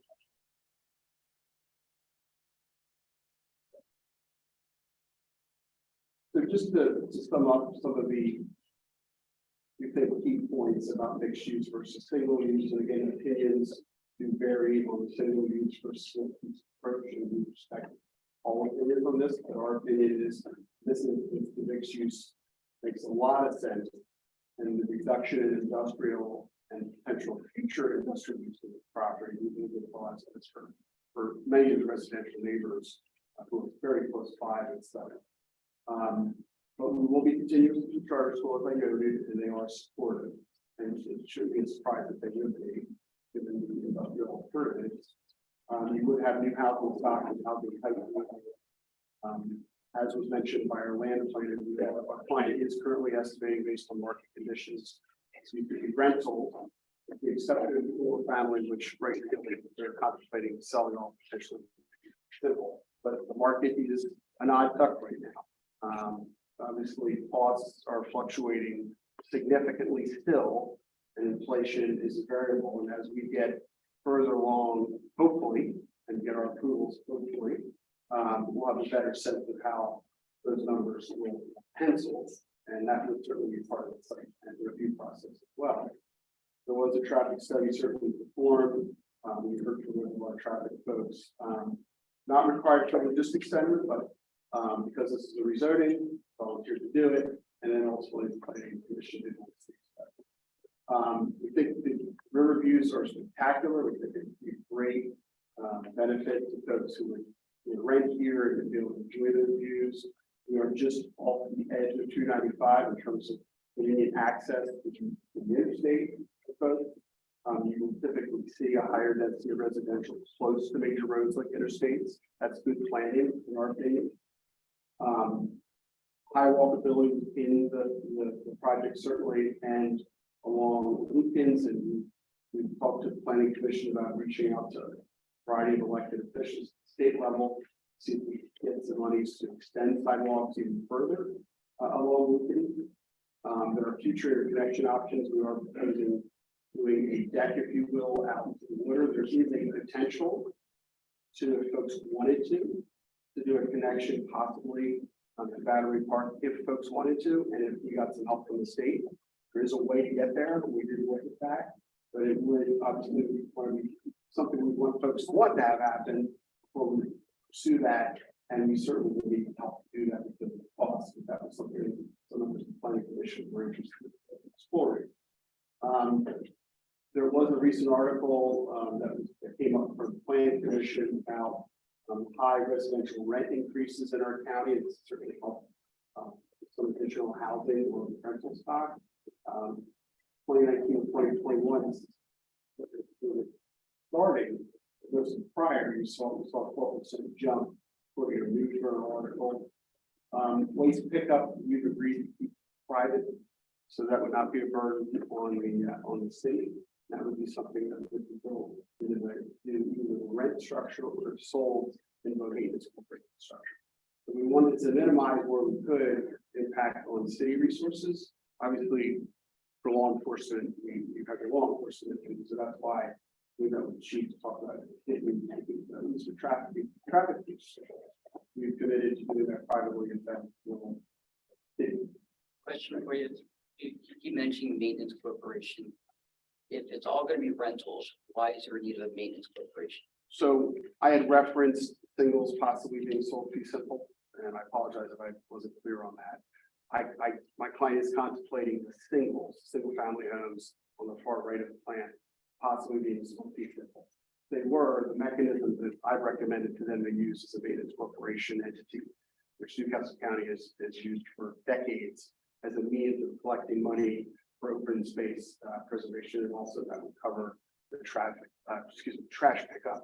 So we can have one uniform truck coming in and out that would service all that. And of course, the emergency gate motorized with access for emergency purposes. And last but not least, the concept plan that you saw being tied in terms of general conformity with what you're seeing this evening. So that this would not be a rezoning where anybody would show you one picture that's entirely different, or even not even a little bit. We're trying to keep as tight as we can. You need some flexibility. You need your final construction, there's going to be some movement this way or that way. But we do want to tie this proposal to a specific plan so folks can see what we're proposing, and based on the language in your ordinance, we would be required to follow that. Here's the letter from the charter school, again, for the record confirming support. Here's the planning commission recommendation, vote unanimous in favor after a year of hearings. And there are a lot of questions.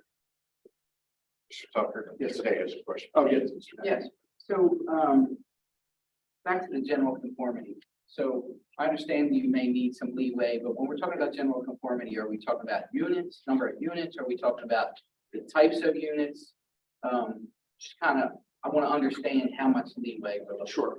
What I have in mind with that, and I'm trying to piggyback what the county does, which is some precedent, is so we would say is generally Newcastle County's done, we would follow, but normally that means no more units, could be fewer units, but no more units, so we agree to cap at the current unit count. We're going to go through a site plan review with the commission about the architectural features and materials we're using. So we want a little flexibility there with them. But right now what you're seeing is what we're proposing, we're prepared to build, but through further public input, we expect we might get some requests for some modifications, or variations of this design. So we would like a little flexibility there in terms of general conformity. But right now, this is what we're prepared to build. And landscaping being moved this way or that way, or maybe being enhanced in one area more than another, those type of things, Mr. Guy.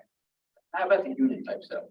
I think right now you're really offering probably three different unit types, the duplexes, the single families and apartments.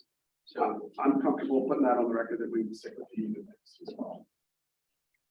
Unless we reduce a little bit, and then we might lose a couple here and there, but that would only be from an engineering standpoint. Sorry, just for the record, when you said landscaping, everything would still be in a non-flooding area. Just That some of the open space would certainly be in an area that could, you know, in a 5-foot event, be inundated, but, you know, landscaping is, we have a formal landscaping plan yet, because we haven't gone through the site plan. But some of that, you know, could in a worst case scenario get wet, it would have to, and maybe die. It would have to be replaced because it was part of the approved landscaping plan. So if landscaping dies, which occasionally happens, you tend to have a 10 to 20% die off, and then, you know, how do you fix that? You replace it. That would be part of our obligation that we've got to do. So if something happens where something does get inundated, dies, it would have to be replaced. Certainly. Anyone else, like council or the city, have any questions about the applicant? Several more, but did you have a hand up? I don't, but I have questions about the write-ups and stuff, so we wait till the end, or how do you want to Do handle it now. So thank you for talking about flooding. Have you conducted any air quality in this area? And I know school is already there, so I'm assuming there has been already process in place when that was being approved. Once again, it's an assumption on my behalf, but have you conducted any analysis there? We talked with Denver about that. We have not, and there is no code requirement for that. And I said that in the plus comments, there was a recommendation that we use green energy techniques, for example, certain SEER ratings, high SEER ratings on HVAC. We've talked to some of the neighbors who are concerned about the pollution area about possibly doing heat pump versus gas. So we are exploring those things, and that certainly is something we anticipate further exploring in front of planning commission commissioner. But there are no like study standards that are in the city's code, the state's code that we perform any studies on, because those criteria don't exist. Okay, I have two more, I promise. Oh, no, same time. This one's easy. Is there a plan for bike path as you are replanting the road that's a question for yourself, all your colleagues, to connect it to Route 9? We do have a gentleman who has, I don't see him here tonight, for a variety of meetings for the planning commission, who is an avid biker without a motor. And we are going to work with him and his group, which is a biking group, to try to make connections where possible. I do think there is some possibility for interconnection, and something he mix in, but we are prepared to do that. We're going to put that on the record in front of the planning commission. And the last question I have for you is, have you done similar projects in size and scope as it relates to not just apartment complex, but mixed use in a sense of, you know, different unit types as well as businesses, but also in industrial, converting industrial, We, not in terms of industrial, we were heavily involved with Cavaliers project that is been approved but not yet constructed by the Christiana Mall. There have been a handful of mixed-use projects in Newcastle County, as you may know, that are relatively new under their code that encourages mixed use. When I was general manager of the Department of Land Use for the county, I was certainly involved in a small mixed-use project at Golden Beacon. Familiar with that? We have apartments on top of retail. But it's really a newer phenomenon we're working with through codes and comp plans that we've not seen a lot of. And so you read the literature, you hear about the positives, you see it in other jurisdictions. Seth, and certainly share with you the ones that you've been involved with, you did design the plan. That would be helpful. Yeah, that'd be great. I'm mostly interested, if the satisfaction of quality of life has been measured at any of these sites, given that there's all the amenities that are provided, so. Sure. Just, Absolutely. It's a great question. Seth, could you share what your experience is? Which one is it? Yes, I actually do. Okay, great. So this is actually a great example. So this is a project up in East Whiteman Township, Chester County, Pennsylvania, where you see on the lower right is an office park, and on the left is sort of more of an industrial office park, and above that is heavy quarry industrial.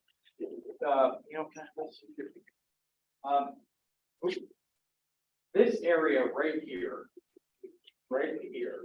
was zoned for just more of this sort of 80s style office park.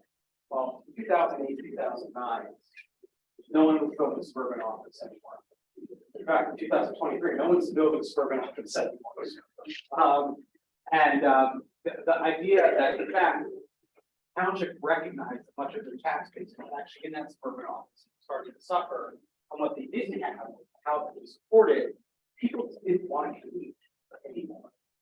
So we changed the zoning to do this. Now, it's hard to see on this, but this is 845 units in here. And again, this is actually a unique one where we actually have residential apartments, and we actually have a whole series of different for sale products, including large houses on really small lots. But it sold like hotcakes.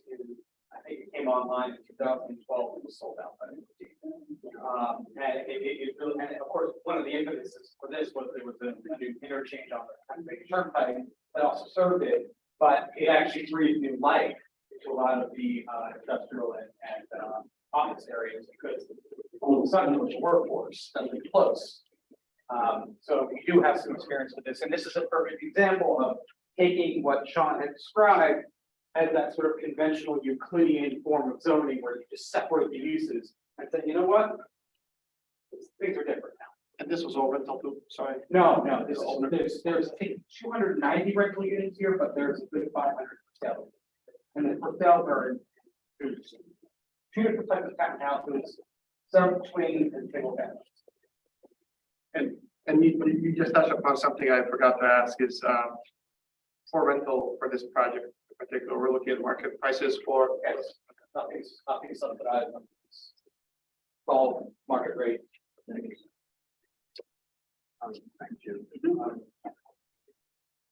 Councilman Sills. So, we have the planning commission recommendation ordinance on number 536. I know there's a whole document of the different items listed in there. Yes, sir. On page 23 of the presentation, you have the Lucas Drive transportation improvements. Is there a reason this stuff was not included in this document? I did not prepare that document, sir. So I can't answer this. I can answer, and I'll tell you how this was prepared. Okay. I had one of my young folks go through the planning commission, tape or recording. They went through, there were a number of representations that were made as part of that. So that's in part one. So ultimately, they were in there. The conditions, then once the planning commission got a hold of it, they imposed the additional conditions 1 through 5 on page 2. So ultimately, it wasn't included in there because it wasn't specifically either offered at that time or because there wasn't a specific condition recommended by the planning. So, Councilman, if I may offer the conditions that our traffic engineers recommended, we're certainly happy to take a condition of any approval you might grant tonight, if that's the concern. Okay. Yeah, I definitely think that should be part of this document since it's listed in the presentation. It's not officially on the ordinance that we're looking for recommendations. I don't want to step on your toes. I don't mean to. So you can make that part of your condition when you vote, and then that will be in the written, that will become part of the written record. Okay, so just like the planning commission has a condition, you may add a condition at the time of vote. Okay. So in just reviewing some of this stuff, a couple of questions I have is there's open area listed out here. And I know I did talk to you at the end of the meeting on February 27th about actually a playground. But I still don't see anything here for anything for the kids. Understood. You know, we've created fields and areas for play. There are no specific play equipment designs. I would certainly, Mary was here tonight, if something discussed further with the planning commission, get into the site design further. But set the gypsum, you were going to say, If you put the plan up, I can show you there's actually multiple places where you have not. Understood, but who's covering that? Are they going to put that in as part of this? Yeah, that the question is what specific. I mean, there's going to be kids here and, I mean, we have a whole task force internally within our communities that make sure we get playgrounds. So we're putting a whole new development in. I think that should be part of the process here. If I could just make a suggestion, and certainly we're on follow-up, but maybe something about what the planning commission to identify specific equipment or types of equipment. It would fall certainly on the part of the, it would get woven into the rent, certainly the cost for that, for maintaining that. If it was fee simple, it would be part of the maintenance corporation responsibility for long-term maintenance. And it could also be a combination of both, depending on what is sold. So I don't think anybody's adverse to that approach, but we still have several months of that kind of detail to go through. And we would submit plans that would have to show that. So we're not adverse to that approach, but we've not gone through that with the planning commission yet. Okay. Can we talk a little about parking? I don't know, we have a lot of items here, we have a lot of units, we have parking issues within our town today.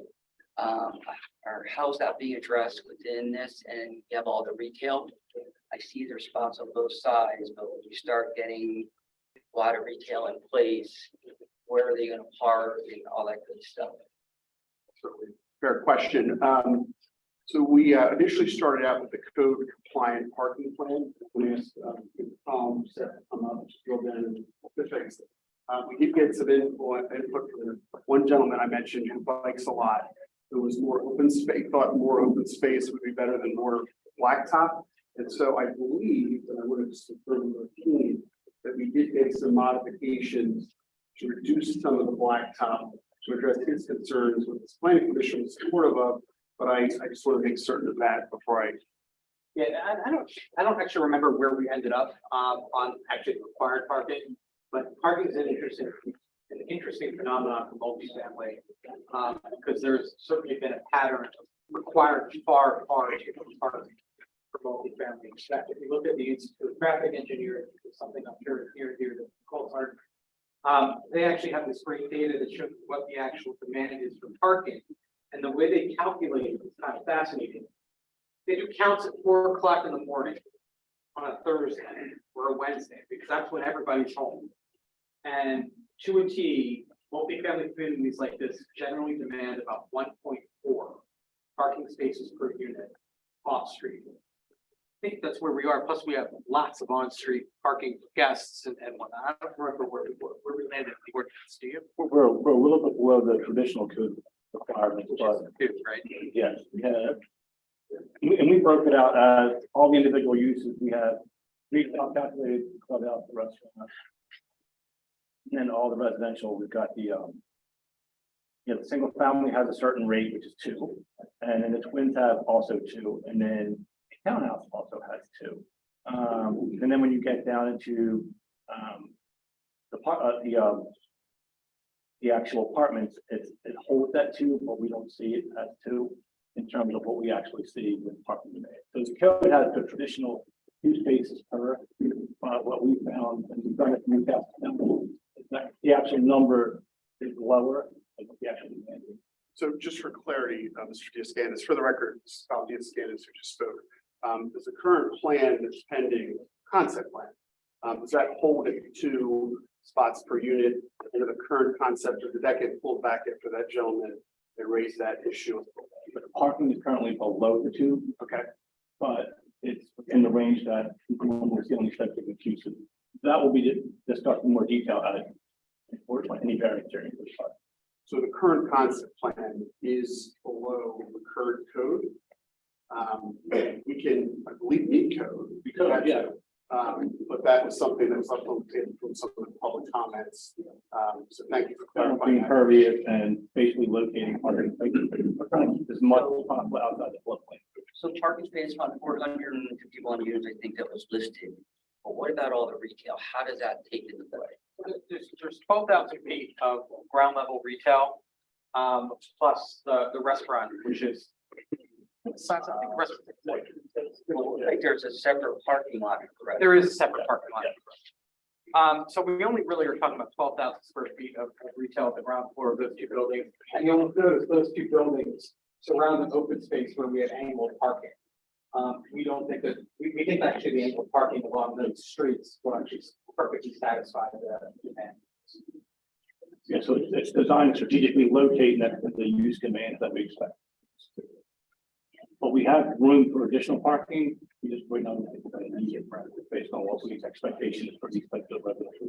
And I guess through your retail, you're gonna have to be more self-contained in this neighborhood, so there's gonna be more walkability. That's right. Retail into the restaurants, if you're slightly below the two, you're still within the average because of the walkability. Exactly. One of the things that drives me crazy a lot about, when we provide these standalone clubhouses that are only for the community. No one who lives here should be driving to that clubhouse. Correct, you're gonna ride a bicycle or walker, right? Right? But the rationale is just purely a tabulation, so you don't take into the actual dynamics of how it's gonna function, operate, and that kind of internal capture that was spoken about earlier. Okay. That happens with parking as well. That makes sense. I mean, it really does. You do see in, codes that have been amended, there's issues components, sort of sharing and reduction, because of just what you described, that you have people that are gonna live there, that are gonna walk there, and not drive there, unless it's pouring rain. So we're flexible on that, we're trying to balance Mr. Input we were getting from some residents about wanting more green and less parking, but we've not locked in. We're looking at So I'm just concerned with that retail area. All that industry's back there. Today, they're all going off to Route 9 to do something. So I think it's gonna get used, and I'm just concerned there's not gonna be no parking for it.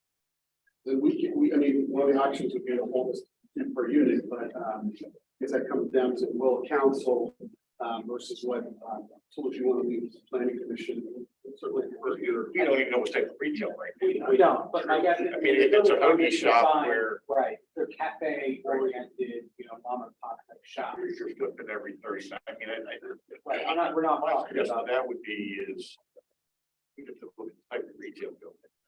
And Which the we other don't know right advantage, now, so. the other advantage to this, the comment you just mentioned is about the sort of industrial workers and the users.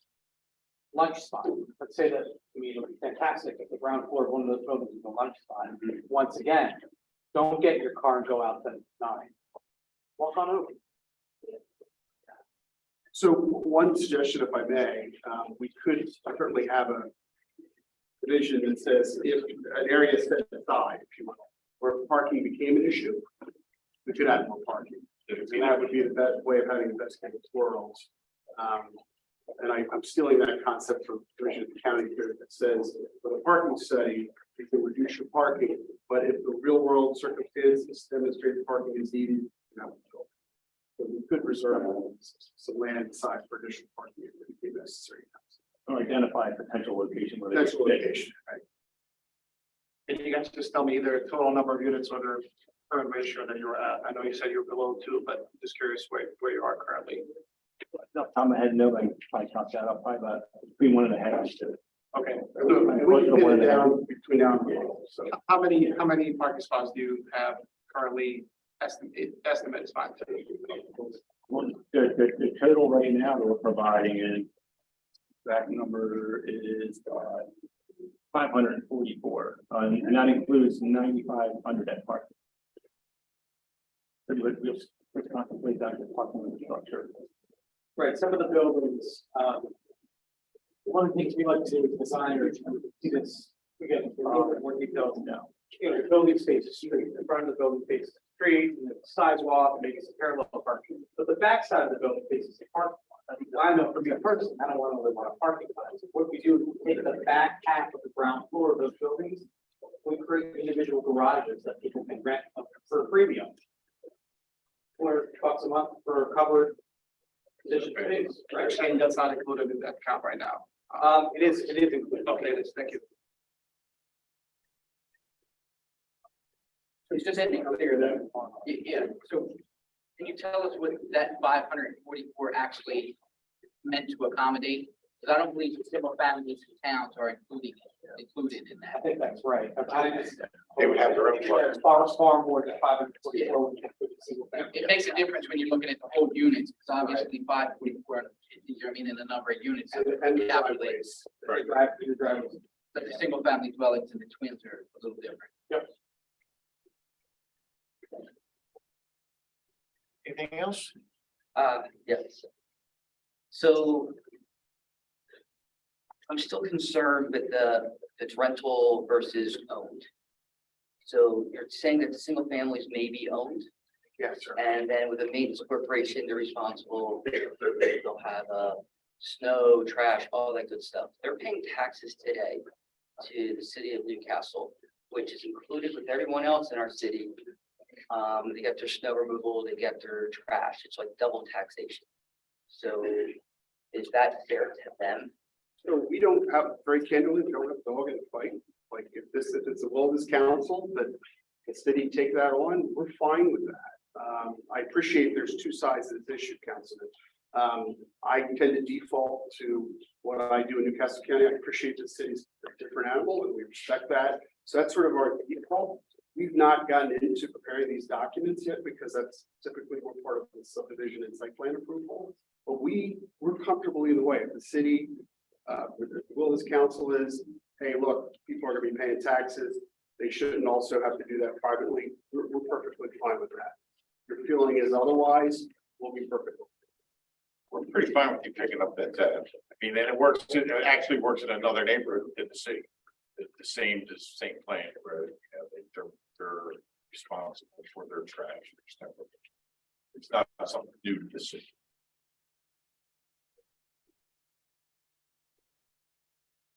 I'm not sure if I agree with that, but to me, it's double taxation. It's not fair to them.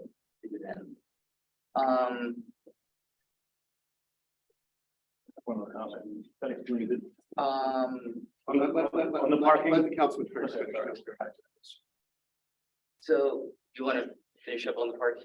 Just add that in, yeah, because I was going through the zoning for the GC, so it is. The total provided is 361 under the R3 plan development portion, and then 544 under the GC. I'm explaining. So it's broken up by zoning, because we have the two separate zoning.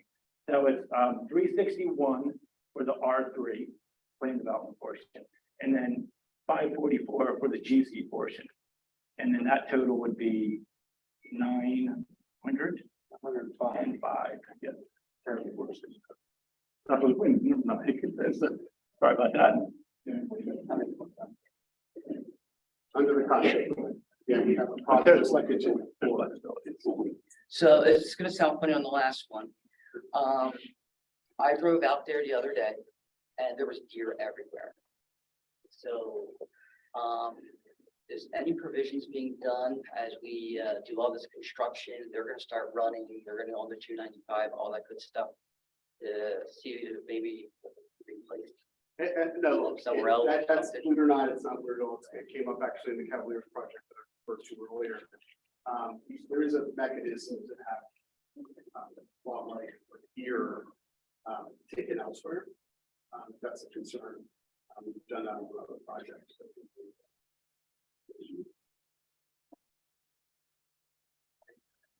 Can't promise they won't come back.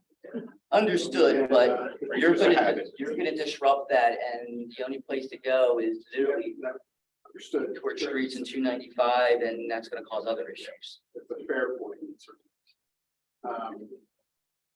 That is all I have. Thank you. What else? President, thank you for all of your time and your patience. Council, thank you for the public who's come out tonight and your patience and time as well. So I'm gonna have Mr. Rogers,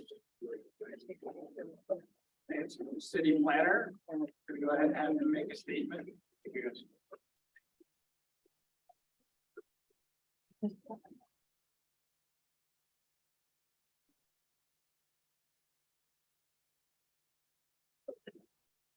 Hey, folks, if you could, please just keep your level of talking down a little bit. And evidently, we up front can't hear over your or you speaking. Okay, thank you. Mr. Rogers. Thank you. For those of you who don't know me, I'm Chris Rogers, certified planner with AECom. I'm the city planner. So in it, I believe that Mr. Walton provided you in the packet, and it was referred to the planning commission's positive recommendations and the representations and the conditions that were made at the meeting, and they were made part of their positive recommendation. In review of those, and upon further review of the traffic study, And another issue, AECom has 2 additional recommendations to include in your consideration if you were to approve the rezoning. The first involves the traffic impact study. We agree with both of what the applicant said regarding the level of service at the intersection and how they conduct the study. But we're mostly concerned about the intersection of Lukens Drive and Cherry Lane. Now, while that intersection may have an acceptable level of service, it doesn't necessarily mean that the geometry meets today's standards. So this recommendation is rather technical, but I wanted to give you that context.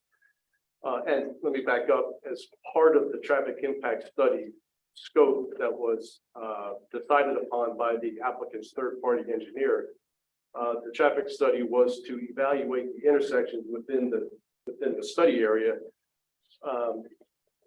for intersections should also evaluate the extent to which they meet relevant DelDOT, AASHTO, and MUTC standards for geometry and traffic control devices. And we don't feel necessarily that the traffic study and the traffic information that was provided did that adequately enough. So we would recommend that if you were to approve the ordinance that you condition upon, you add a condition that as a part of the site plans submittal to the planning commission, the applicant shall submit an evaluation of the Cherry Lane and Lukens Drive intersection demonstrating the extent to which the intersection meets the relevant DelDOT, AASHTO, which stands for the American Association of State Highway Transportation Officials, and MUTC standards. MUTC stands for the Manual for Uniform Traffic Control Devices. Relevant DelDOT, AASHTO, and MUTC standards for geometry and traffic control devices. At a minimum, the evaluation shall include a turning template that shows the following: the vehicle used, referred to figure 5.23A in DelDOT Development Coordination Manual. Secondly, dimensions and annotations of all geometric elements, for example, travel lanes, auxiliary lanes, channelizing islands and curves. And also, all turning movements must be to scale and conform to AASHTO Green Book 2018 using auto turn if preferred. The above intersection analysis shall be coordinated with DelDOT, since any improvements would need to be accepted by DelDOT. Any necessary improvements for the intersection to be in compliance with the relevant DelDOT, AASHTO, and MUTC standards for geometry and traffic control devices shall be a condition of site plan approval by the planning commission. If the improvements are required at the intersection, the developer shall post a performance bond consistent with section 13.14 of the city code, guaranteeing that the improvements to said intersection shall be completed and accepted by DelDOT within 18 months of site plan approval by the planning commission. The second recommended. Roger, can I interrupt you just for a second? Do we have jurisdiction over that intersection? That's county, correct? It is, Cherry Lane is a DelDOT road Right. and Lukens Drive. Right, I mean, but the city has no jurisdiction over that intersection. It's not in the city, correct? Right, okay. And do you have any of the codes that you just put out? Do you have them for us tonight, or we looked them up online? No, they're standard traffic engineering codes. The AASHTO, MUTCD, and DelDOT coordination manual are all industry standard books. The second recommended additional condition concerns the status of Lukens Drive. As has been discussed, the portion of Lukens Drive from Cherry Lane to the railroad tracks is currently private. Also, as discussed, the portion of Lukens Drive that's located within the city onto which the development will access is intended to be accepted by the city. It's been this way since the property was first annexed by the city, and there's a record plat that dedicates the right of way, but the city hasn't accepted it yet. And certainly, as part of a large development like this, we would think that the development should access a public street. But it doesn't make any sense to us to have it access a public street, only then to access a private street to get to Cherry Lane. So that's the context for this somewhat convoluted recommended condition. So the second condition would be As a part of the site plan submittal to the planning commission, the applicant shall enter into an agreement with the city regarding the timing of the dedication and acceptance of that portion of Lucan's Drive located within the city to the city. The agreement shall also stipulate that the portion of Lucan's Drive located outside of the city between the railroad tracks and Cherry Lane be dedicated to DelDOT prior to or concurrently with the portion of Lucan's Drive located in the city being dedicated to and accepted by the city. Any questions? Is there any chance that DelDOT refuses to accept it? I can't speak for DelDOT. We have these, especially the first condition, was certainly made in contact with professional traffic engineers in my office who are familiar with DelDOT. And regarding the second condition, they informed me that most like any other transportation entity or a city, they would entertain the idea of taking over a street if it can be proven that it is built to their standards. So I think the applicant would have to demonstrate both vertically paving section and horizontally geometry that it meets DelDOT standards for them to consider that. That's my guess, but again, I can't speak for DelDOT, but that's generally how it works. I would agree that they have to show that it meets the DelDOT standard. I was just wondering if we did condition it on this, DelDOT said we're not accepting the street, even if it is built to standards, what position does that put all of us in? I don't know, maybe I defer to Mr. Walton, but to have a large development access a city street, to access a private street, we're not aware of any easements or AECom, it's been our experience that private streets, in the long run, tend to become maintenance problems, while the owner has certainly been a responsible neighbor all of these years. We don't know what the future holds and what maintenance responsibilities future owners may or may not be held to in the future. And I'm not disagreeing with you, I'm just asking the question. I think the current situation is problematic. So the answer to your question, plain language of the ordinance itself. They have to get everything done in 18 months. They don't get it done in 18 months, then the zoning reverts back. That would be the consequence of the condition. That would be the intersection improvements, not necessarily Lucan's Drive. I thought your question was, if they didn't they didn't satisfy. Either one of them. Right, if you had a condition that they can't be satisfied, it's set up, whatever condition. They can't satisfy, they can't get approvals, it reverts back to its existing zoning. Whatever that.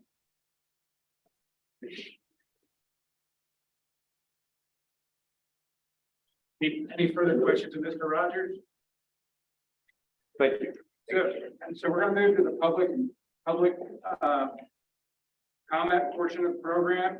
So what we'll do is, we're gonna go up, whoever it is, our podium, I'm gonna set the timer. It's your name, your address. As soon as you state your address, I'm gonna start the timer for 3 minutes. You, sir. Okay, my name is Stanley Walker. I live at 63 Buttonwood Avenue. It was said 3 or 4 times they were on that gate at the end of Buttonwood Avenue in case of emergency. Would a traffic jam on Route 13, Route 9, or 295 be considered an emergency? And if not, what will be considered an emergency? That is a great question. My name is Richard Smith. Good evening, Mayor, President, and the lady council, and the lady there. We've been in Newcastle County for 100 years. We've been in Newcastle County for 100 years. We had been to court for issues. We have fought issues. We have protest issues. This is very important to us. The community, the environmental people came after us. The development asked us to sit down. We pulled the two together. Our issue is clean air, greenway, Buttonwood fence. The gate needs to be a resolution passed that you would never touch that gate instead of mercy. That's right. And that's what we fight for. The other issue we fight for is housing.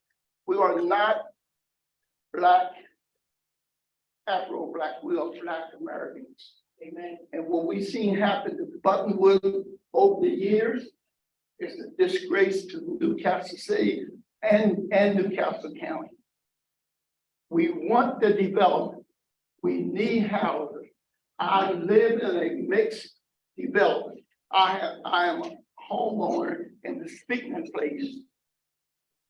The houses that took here real good, the neighborhoods, the rental houses that took here on. We have security ride all night long in our development. I live. Let's build and get houses for people because the state now has 1 million people and people coming in from Florida to up in Boston. We need housing. I hope you all support this, and I will have a meeting with you all for other issues about Buttonwood. Thank you, guys. Thanks, sir. Hi, Kimberly May, 119 Liberty Drive, Collins Park. And I live closest to the intersection of Cherry Lane and Drive. I noticed that just from going to work at various times of the day, I work from home now, but I do agree that the morning was worse than the evening.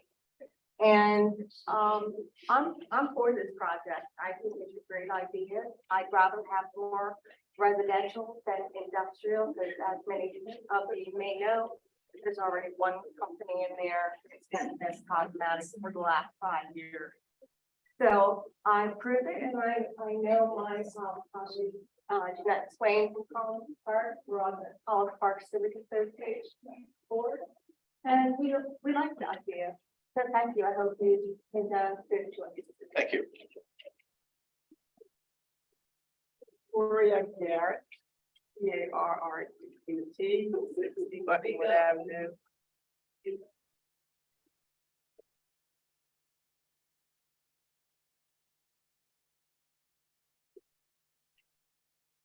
Very concerned about this project. I'm concerned not only is it going to gob up 9, which is already gobbed up, but it's also going to give us a lot of, we get a lot of, you talked about our traffic, we get a lot of foot traffic now. And it's kind of an invasion of our little neighborhood. And we talk about the gate, we talk about that until forever. That's just not even. Bottom line is, I'm not happy about the project, and I hope it doesn't happen. Thank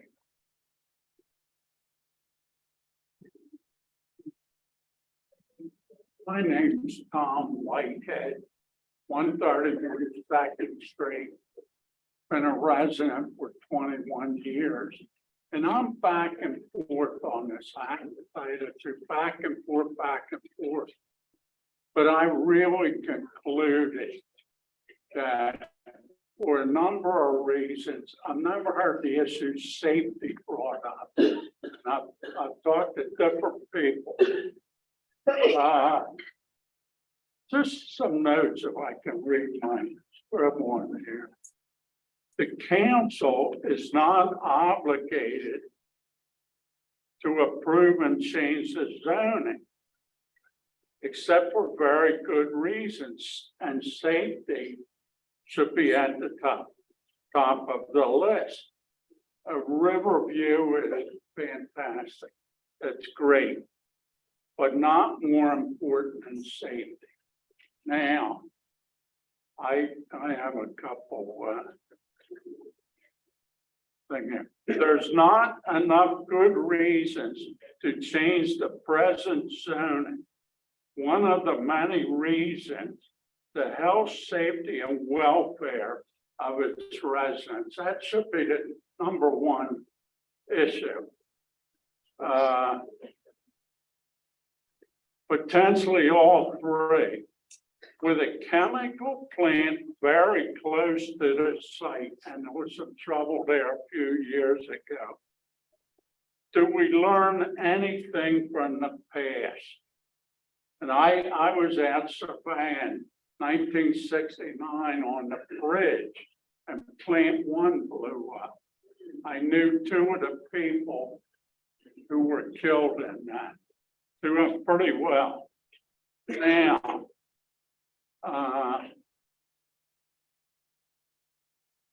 learn anything from the past. Just look across the river at the old DuPont Chambers Works plant.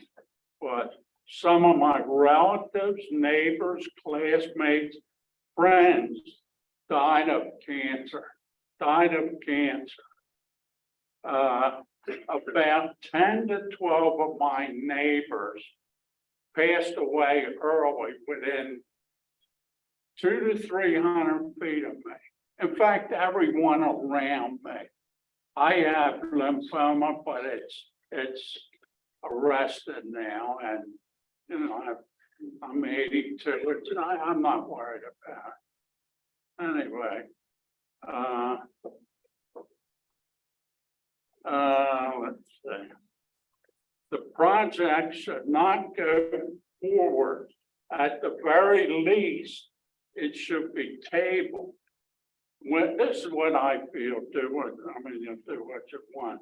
I feel that an environmental study should be done, and the environmentalists should be chosen by the council and paid for by the developer.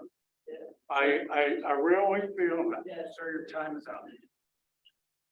Your time's up. Oh, okay. Okay. No problem. Thank you. Very good.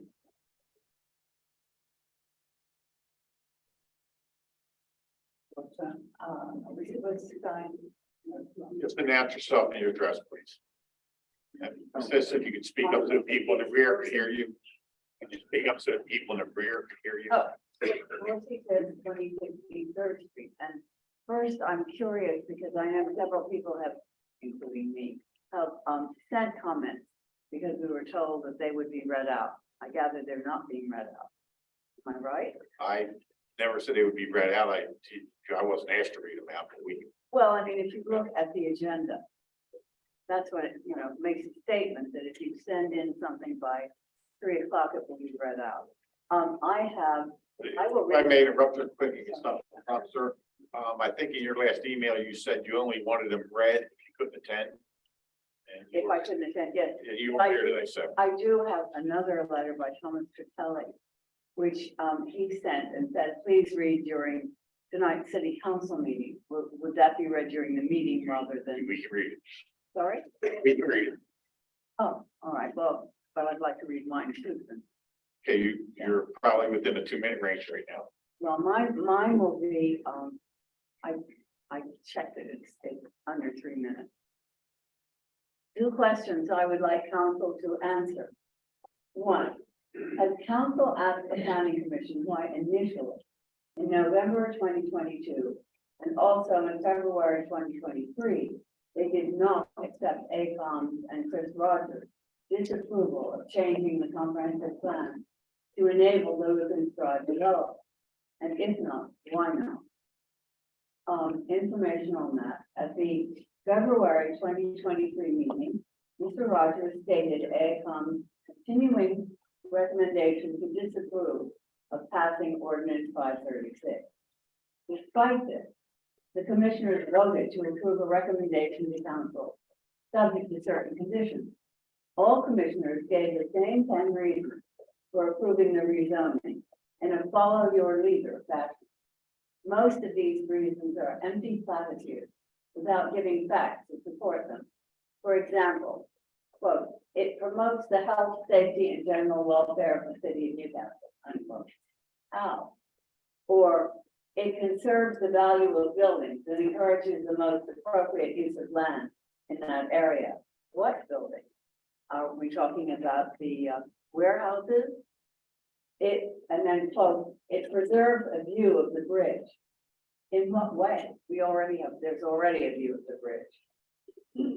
My second question is, apparently the city and planning commission have never created a long-term development plan for the city. Why has such a plan never been formulated? This is something that really needs to be done. Instead, requests for large developments are approved piecemeal without a coherent overall plan. The comprehensive plan is short-term.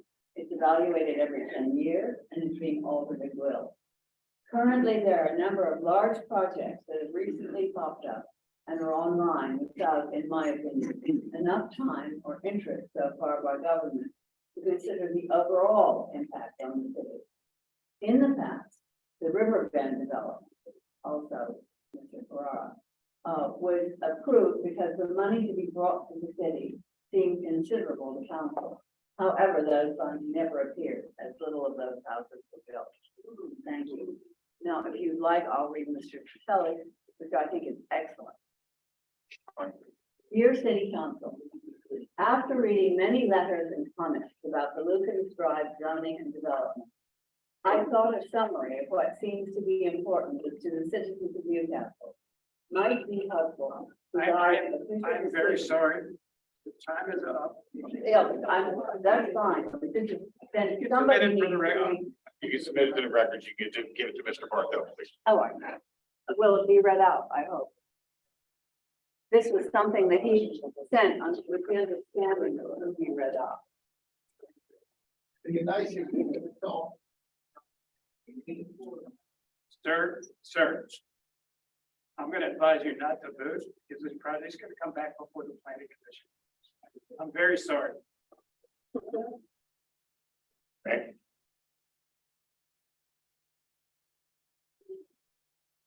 My name is Aretha Brown and I live at 2A William Penn Court in Newcastle. And I am a lifelong resident of Buttonwood. And I'd like to say I would not like to see this come forward. But I'd also like to say, if it should come forward, that this not opening up of Buttonwood Avenue be put in writing with a long-term block that it cannot be opened up. Also, I'd like to ask a question on this D.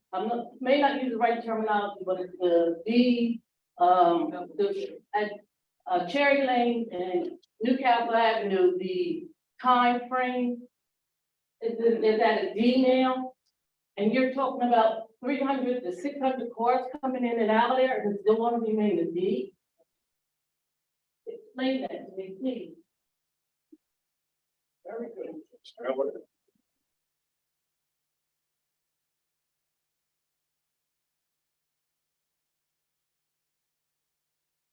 Rod Miller, East Third Street.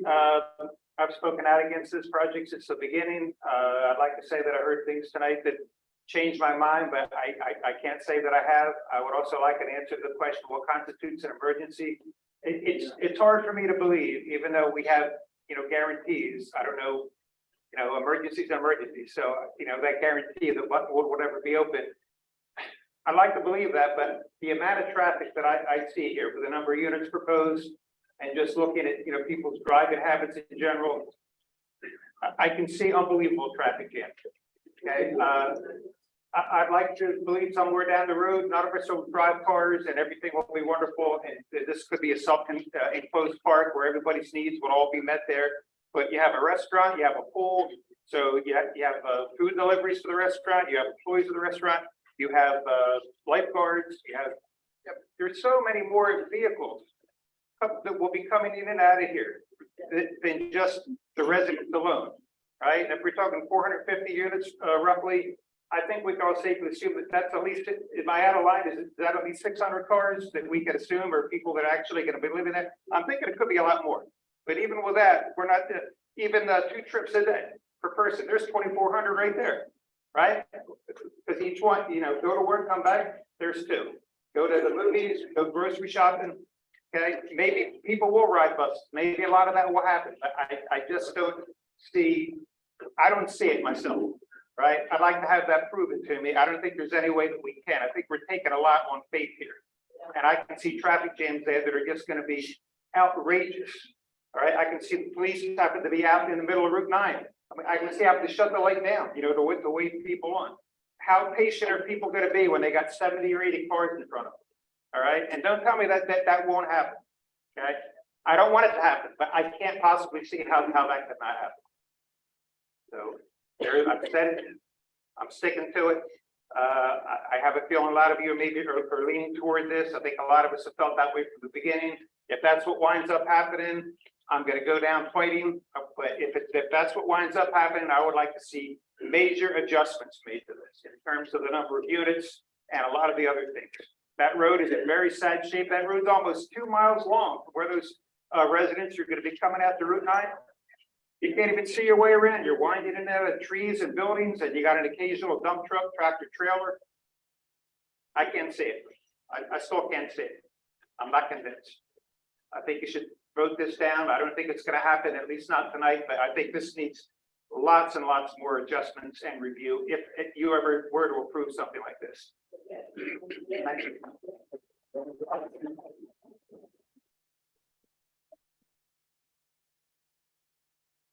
Question, is this public comment time for both agenda items later? No, just for the public hearing. Okay, thank Get you. your chance at the council. Bill Gross, 1301 13th Street. I've been involved with the project since day one.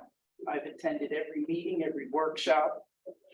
So as far as having insight, I think I've got my finger on the pulse. Before I get into the pluses, I want to make sure that before anything is agreed on or as part of the agreement, an addendum for one, a complete and utter finalization of the intersection of Lucas Drive and Cherry Lane so that that can be resolved. I work at 55 Lucas Drive and navigate that part and that intersection, especially with buses.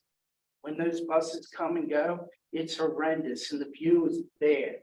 Once you get to Route 9, if you look, it spreads out well.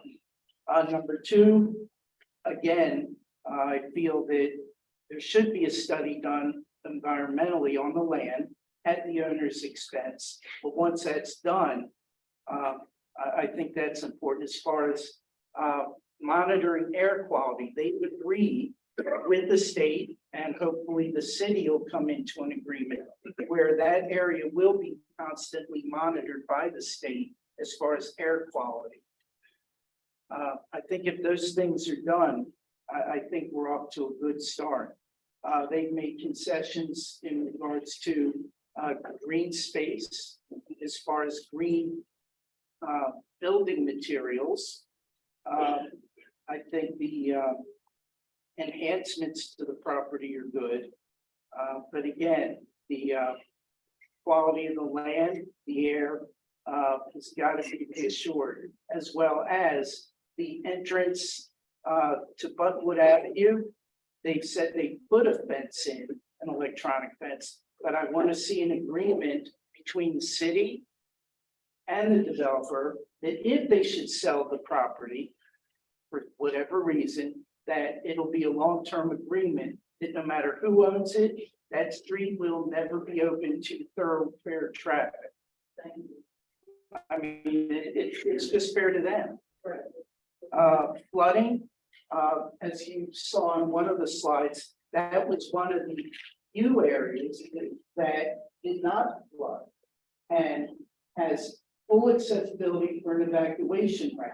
We can't say that for the city. Every single way out of the city floods.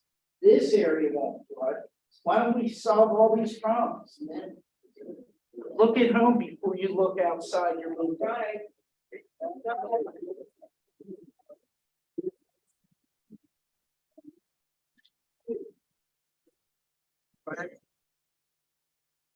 Dave Conn with 725 Climber Street. I live on the south side of town. But I don't know if you guys are old enough to, sure you're old enough to remember summer 1980 when the Amoco blew up. Does anybody realize there's an ethylene oxide plant right next to that shelter? A little bit of research needs to go into the blast zone of that. And, I guarantee they got a lead there, you're gonna be running out your butt for emergency for sure. Just- And My name is Laura Williams, and I live alone. And, I've been following the project now. yeah, Oh, yeah, sorry. you speak up or face the crowd. Sorry, okay. I don't know where to stand, or what to say. Is this loud enough? Yeah. Yeah, okay. My name is Laura Williams, I live along Route 9, and, I've been following this project as well. And I don't want to repeat anything anybody said, but if you remember these people and some of the things that they said, Mr. Whitehead, who was talking about, cancer, I mean, and the person who just got finished talked about, the ethylene oxide. Yeah, there is an ethylene oxide plant. And that's what you us here was the environmental conditions. But now that we are here and we have heard people talk, there are other things that even the council itself has questions about that need to be resolved before this plan goes forward. I would think that all the conditions, even though some of the conditions were said by the council, but there were conditions here that people were concerned about. And I think all those conditions should be a part of the record, and all those conditions should be met before this plan goes forward. That is my recommendation. Part of the recommendation of the DeKalb Prevention Coalition, and is the recommendation of the Delaware Concern for Environmental Justice. Thank you, as well as EJA. Thank you. Thank you. Thank you. For the company.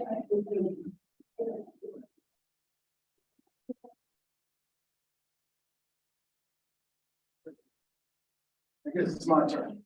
Yeah. Representative Frank Cook, 16th District, I have Old Newcastle. I don't call myself a politician, I call myself a servant for the community. Reason why, I did public service for 30 years in Newcastle County.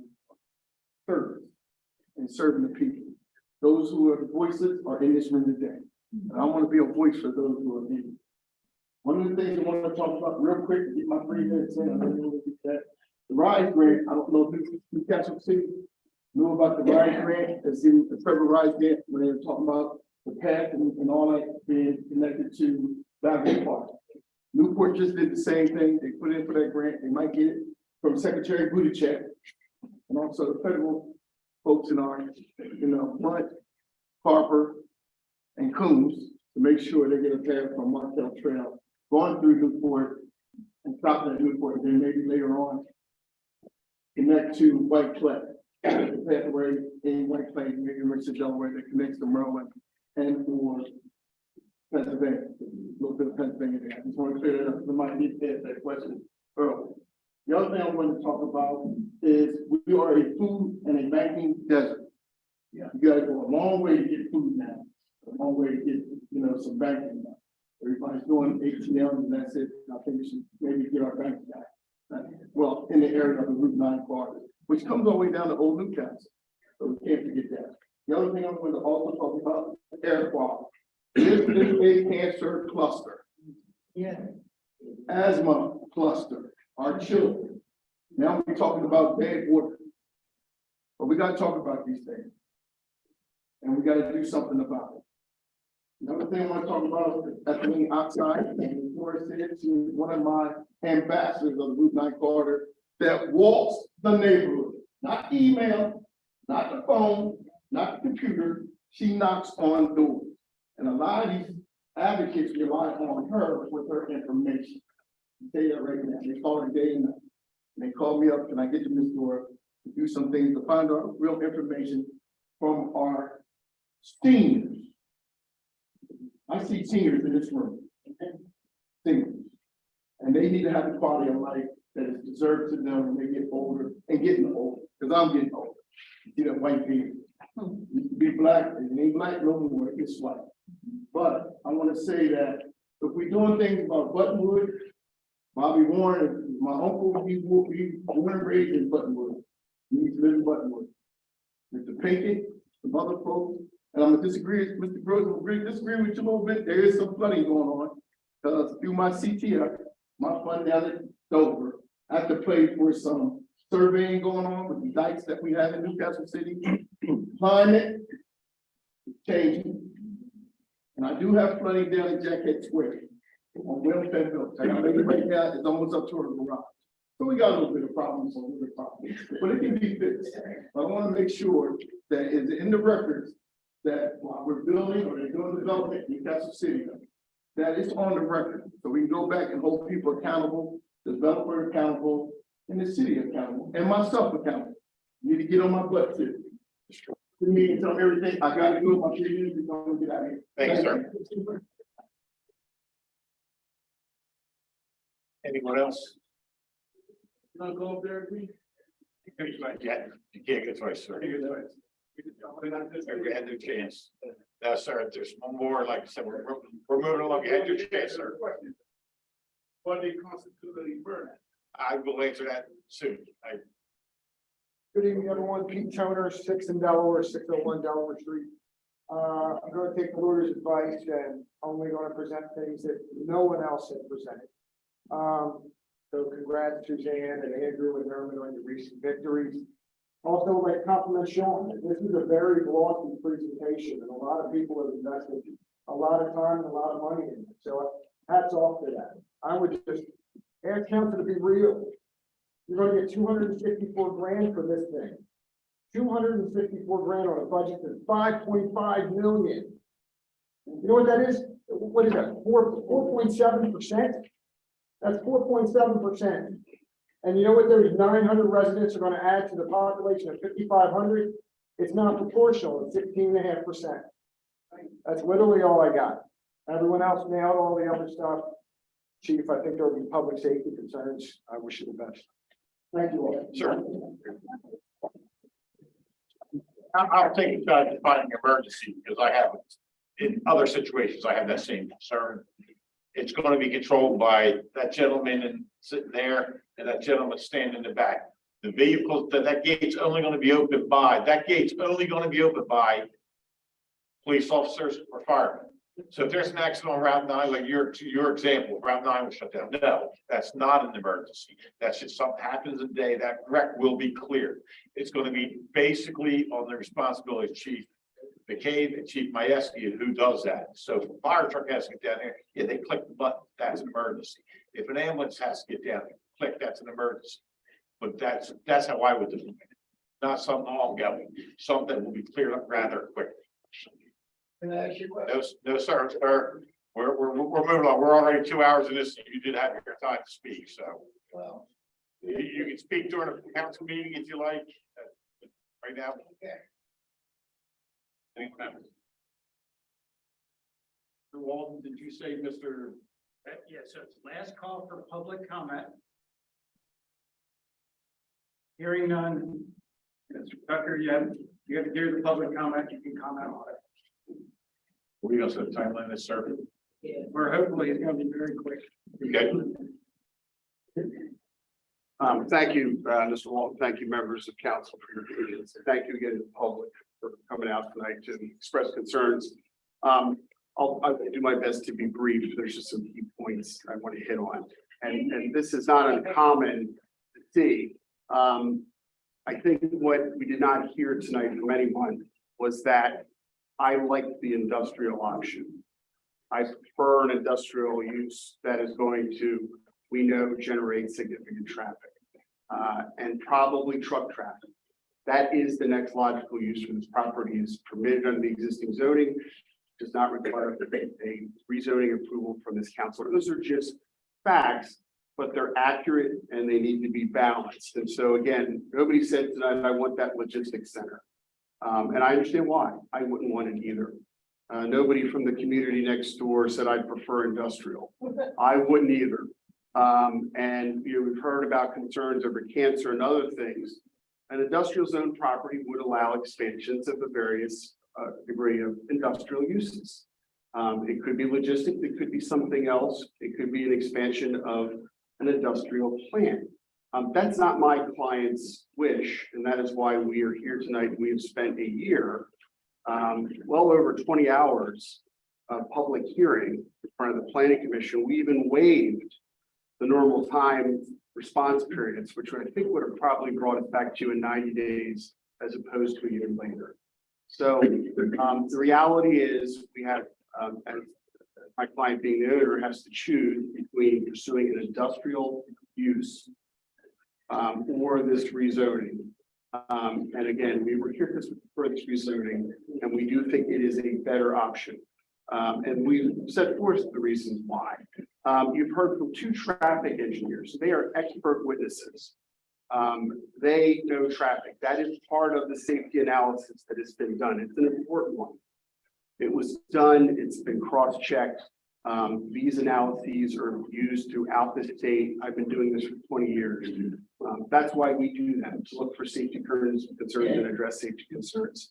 The industrial will generate as much of the traffic as our traffic engineers confirm this evening, excuse me.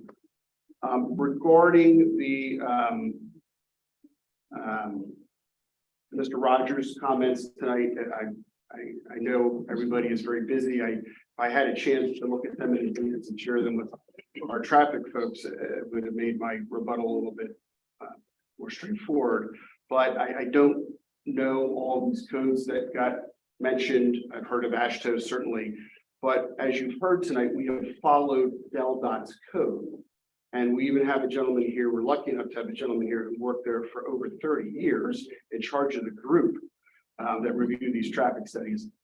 Put simply, it don't get any better than that in terms of expertise and review. Having said that, we are happy to go back as part of the site plan review, because remember, we're a concept only, and have those concerns vetted with our traffic engineers, go back, look at AASHTO and other things. And if ultimately the will is to go beyond DelDOT's code, we would certainly consider that, but we got to put a price on that and understand what that may mean. So we would welcome the opportunity to cross-check those things, but we would respectfully submit that that be something that we do for the planning commission so that we can move forward with the project. There are many public hearings, or at least several more to go if you were to approve us tonight. We are happy to meet with everybody who spoke tonight to try our best to address their concerns. We've made that statement from day one. When there was an article in the paper, we made that statement again, and we started a working group, and I'm going to make it a better time tonight. Everybody who spoke has a concern, we will pull into our working group, create a new working group, folks would like to continue this process. But we have reached a point where tens of thousands of dollars have been spent over the past year. Experts have been brought in. This site has been looked at exhaustively to this point. There are things that naturally happen during the site plan review that don't happen yet at this level, but everything costs a lot of money. And if you don't have the certainty of your rezoning intact, you continue to spend tens of thousands of dollars. So tonight we would respectfully ask that you please approve and vote in favor of the rezoning based on the presentation we made, based on the unanimous vote of your planning commission, who was incredibly thoughtful and how they ran things. And quite frankly, I think they started out in a place where they were not receptive. That was my read on folks. And as they learned more and they listened to Nicole, our traffic engineer, and other folks, they understood the logic. They understood why the residential use would be more ideal than more industrial. And I believe that's why they ultimately supported us unanimously. So I ask folks tonight, please give great weight to that in that 1 year process. Thank you again for all your time. Thank everybody for coming, certainly publicly and speaking. We respect everybody's right to speak in their opinion. And we are committed to working with folks who will work with us moving forward. Thank you, Mr. Tucker. So if anyone on council or city have any further questions, ask them now. Of them, ever hold your peace, because once the public hearing is done, the public comment on this issue is over. We can't talk, everybody else can talk, just you guys can talk.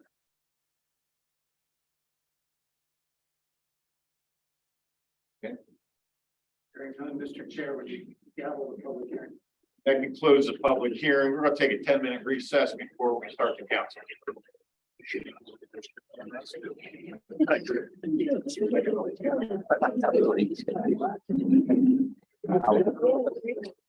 Wow. It's my third time through, that's why we're ready. By the way,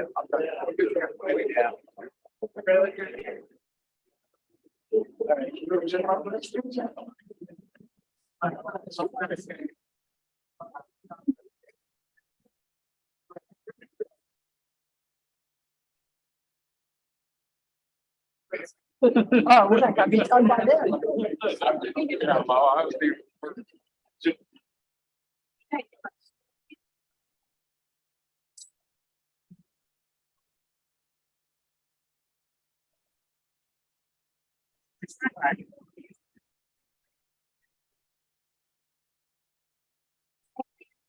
Okay.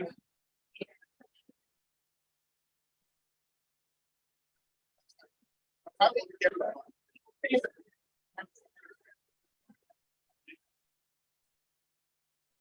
think they made like almost. Downtown attitude. I don't think it depends. I don't think it's now, but he has for me.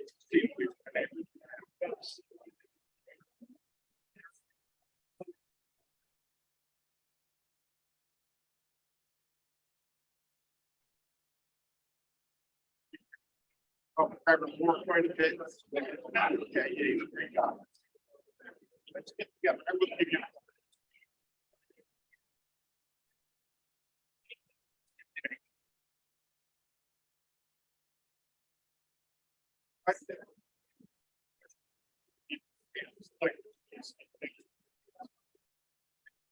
Thanks, kids. Sir.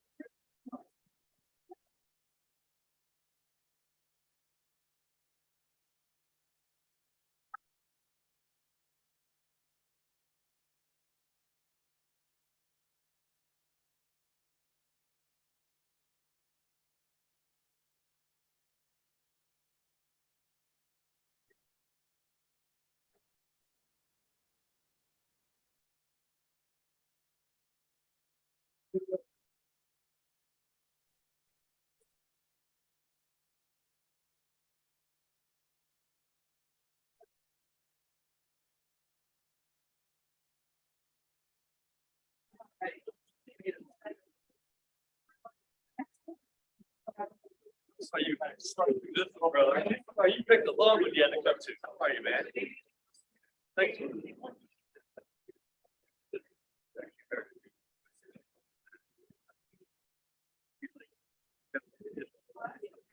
Oh, yeah. Say it's the same deal. And the same. All right.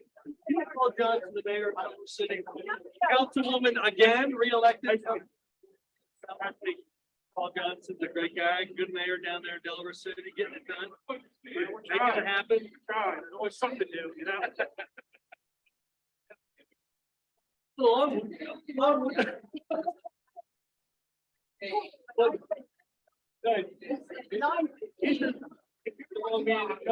Now he feels something about his video. Ours are not normally like this, right? No, that's all. But actually, they have been, you know, you know, the annexation into that, I was. They're not there, how many days I feel.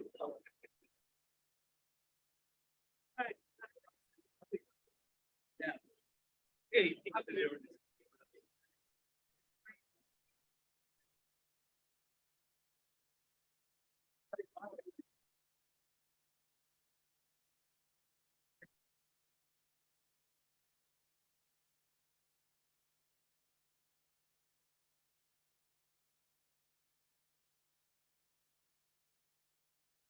Part of it is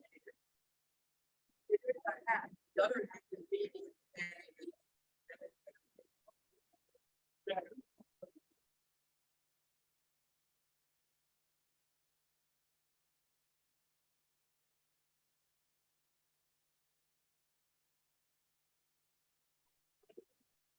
Right here.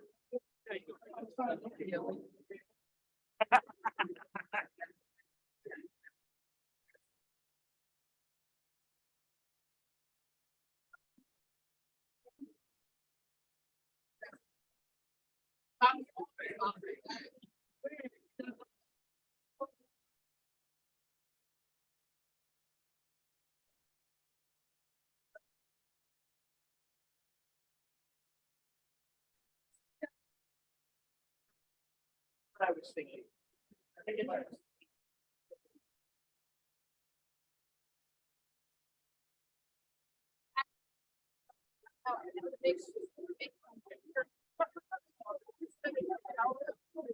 Yeah, it's not driving home. Long way. 10 o'clock. Yeah. 9:30. Well, lucky.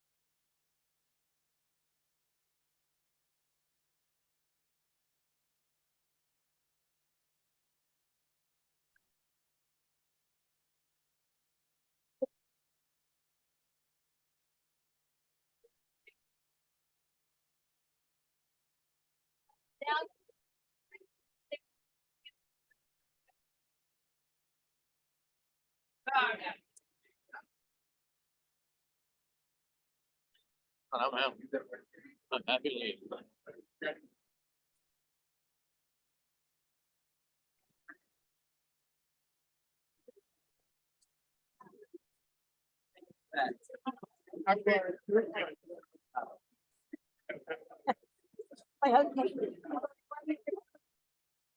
Texted my wife. He texted my wife.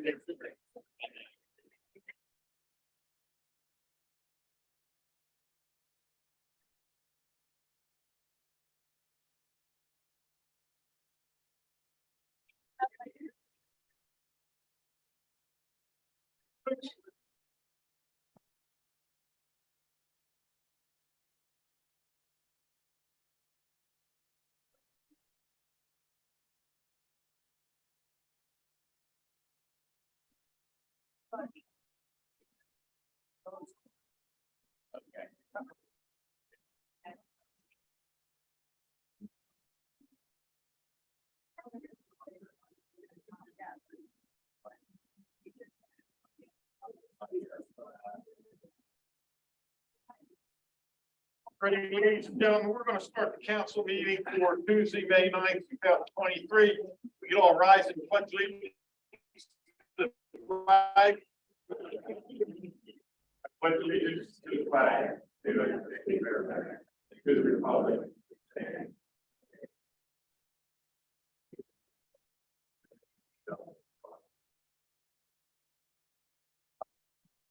We're going to deviate a little bit from the agenda tonight.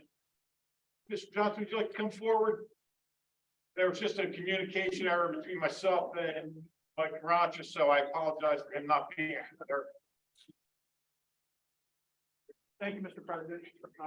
Name's Paul Johnson, I'm the mayor of Delaware City. I had a few things I wanted to discuss tonight, but in interest of time, I'm prepared to go to another meeting. I know you guys got a pretty long agenda, and I certainly don't want to keep you here any longer than you need to be. So, I just wanted to formally introduce myself, and I intended to do this earlier, but I didn't approve it, so, things didn't work out the way we intended, but wanted to put a face with the name. Also wanted to congratulate the new mayor, the new members of council that were seated. Congratulations, I'm looking forward to, working with you guys moving forward, and I'd be remiss if I didn't also acknowledge Chief Majeski and Chief McCabe. Outside of my mayor role, I had 36 years of service in the fire service, so it's been a privilege to work with Goodwill. Chief McCabe has been more than gracious with our police department since I became mayor. We got a small force. We're working on, one of my goals is to get our force up to 24/7. We have an officer in the academy now, hopefully we'll get 2 more after July, but I appreciate the support that both chiefs have given to over really over the past couple of decades, honestly. So outside of that, I just wanted to, the real reason I was here, I wanted to take an opportunity to acknowledge and recognize former Mayor Carana. When I first took over here about 8.5 years now, Mike was one of the first mayors to reach out. We had the Rivertown Light and then the city. Mike's extending the invitation to support each other, stuff like that. Really good work with Mike and moving forward, he can do with the city to help promote each other and work together. I'm all years and look forward to the opportunity. So if you don't mind, I'd like to, even though Mike's not here, I'd like to read this proclamation, submit it to the record, and then if you don't mind, and you can just pass it on. So Please just leave it to city administrator. We'll make sure he gets it. all right, so proclamation of appreciation for Michael, Mayor Michael Carana, whereas Mayor Michael Carana served the city of Newcastle for the past 4 years. Mayor Carana has displayed the qualities of leadership, collaboration, and inclusiveness. Mayor Carana has graciously worked with numerous organizations in Delaware, including Delaware City, constituents, and communities, and set a shining example of service. Whereas we celebrate Mr. Carana's accomplishments, grace under pressure and service to all in the city of Delaware City and Newcastle. Now therefore, I, Paul H. Johnson Sr., Mayor of the City of Delaware City, do present this proclamation in acknowledgement and appreciation of Mayor Michael Carana's years of service. On his 9th day of May 2023, having hereunto set my hand and caused the seal of the city of Delaware City to be affixed, honoring the service of Mayor Michael Carana. Thank you, sir.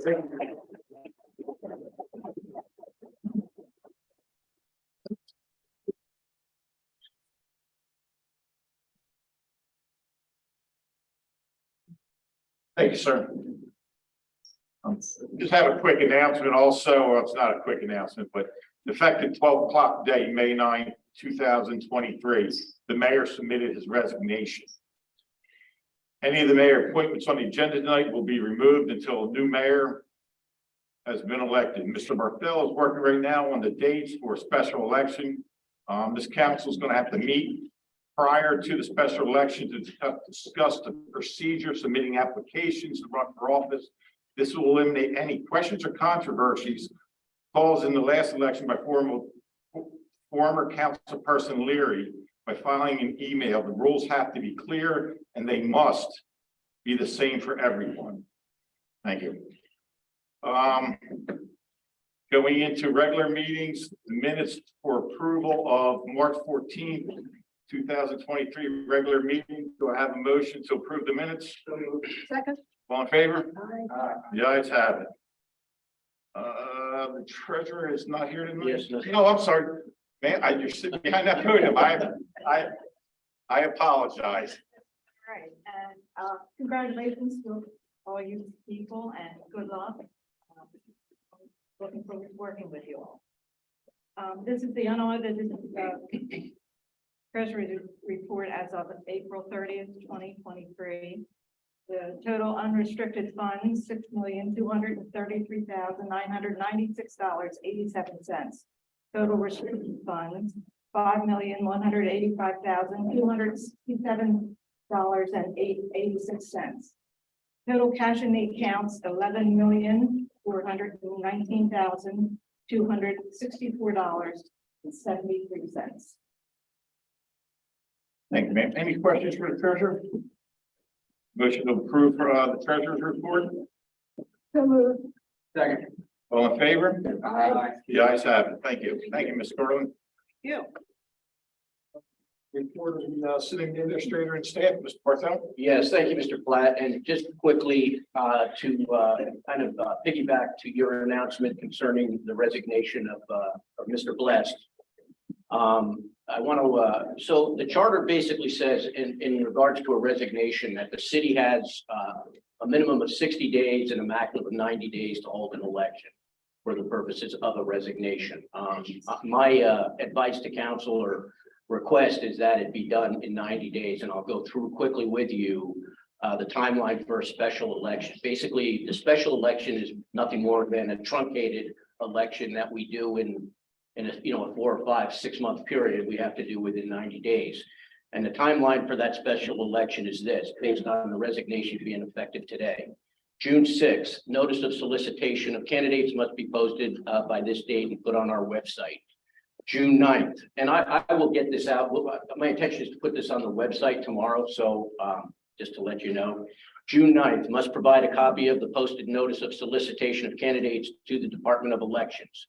June 26th is the last day for registration of candidates. July 14th, notice of election must be posted by this date and put on the website. The notice must require the items that are stipulated in Delaware 15, which I'm not going to get into, but anyway, that needs to be done by the 14th. July 17th, that's the last day for a candidate to draw. And July 17th is also the notice of election that would be sent to the Department of Elections. The election will be, again, my request is that we do this on August 5th, which would be in essence the 90 days. Actually, the 90 days would be a Monday, but we move it back 2 days so that we would have it on that Saturday.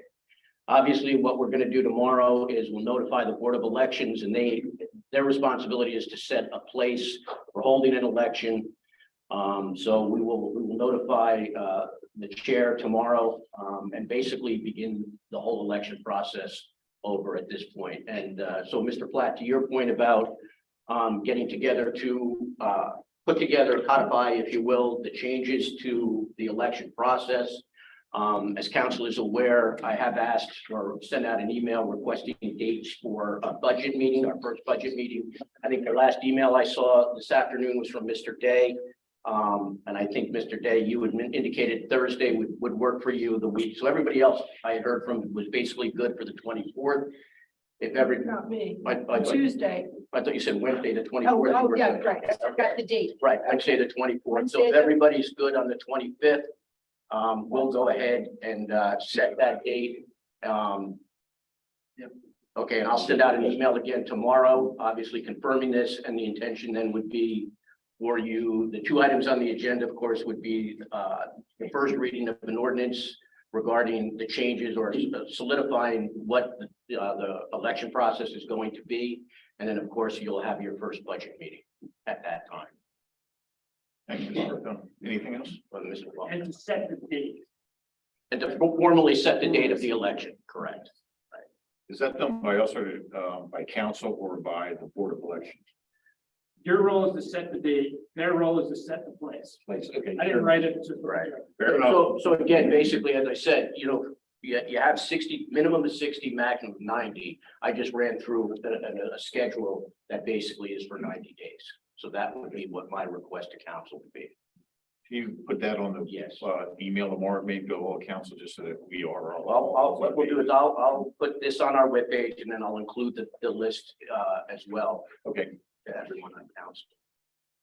And that's all I have, Mr. Platt.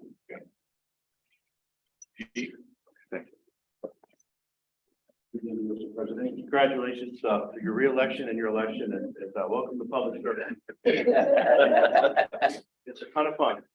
For every good thing you do, it outweighs all the things that don't work out. Trust me, this is it's a great honor to serve. So it's been a long night, and unfortunately, I do have a lot to talk about, but I will talk very quickly. So I wanted to summarize a few things that have been happening over the last few days that they haven't met.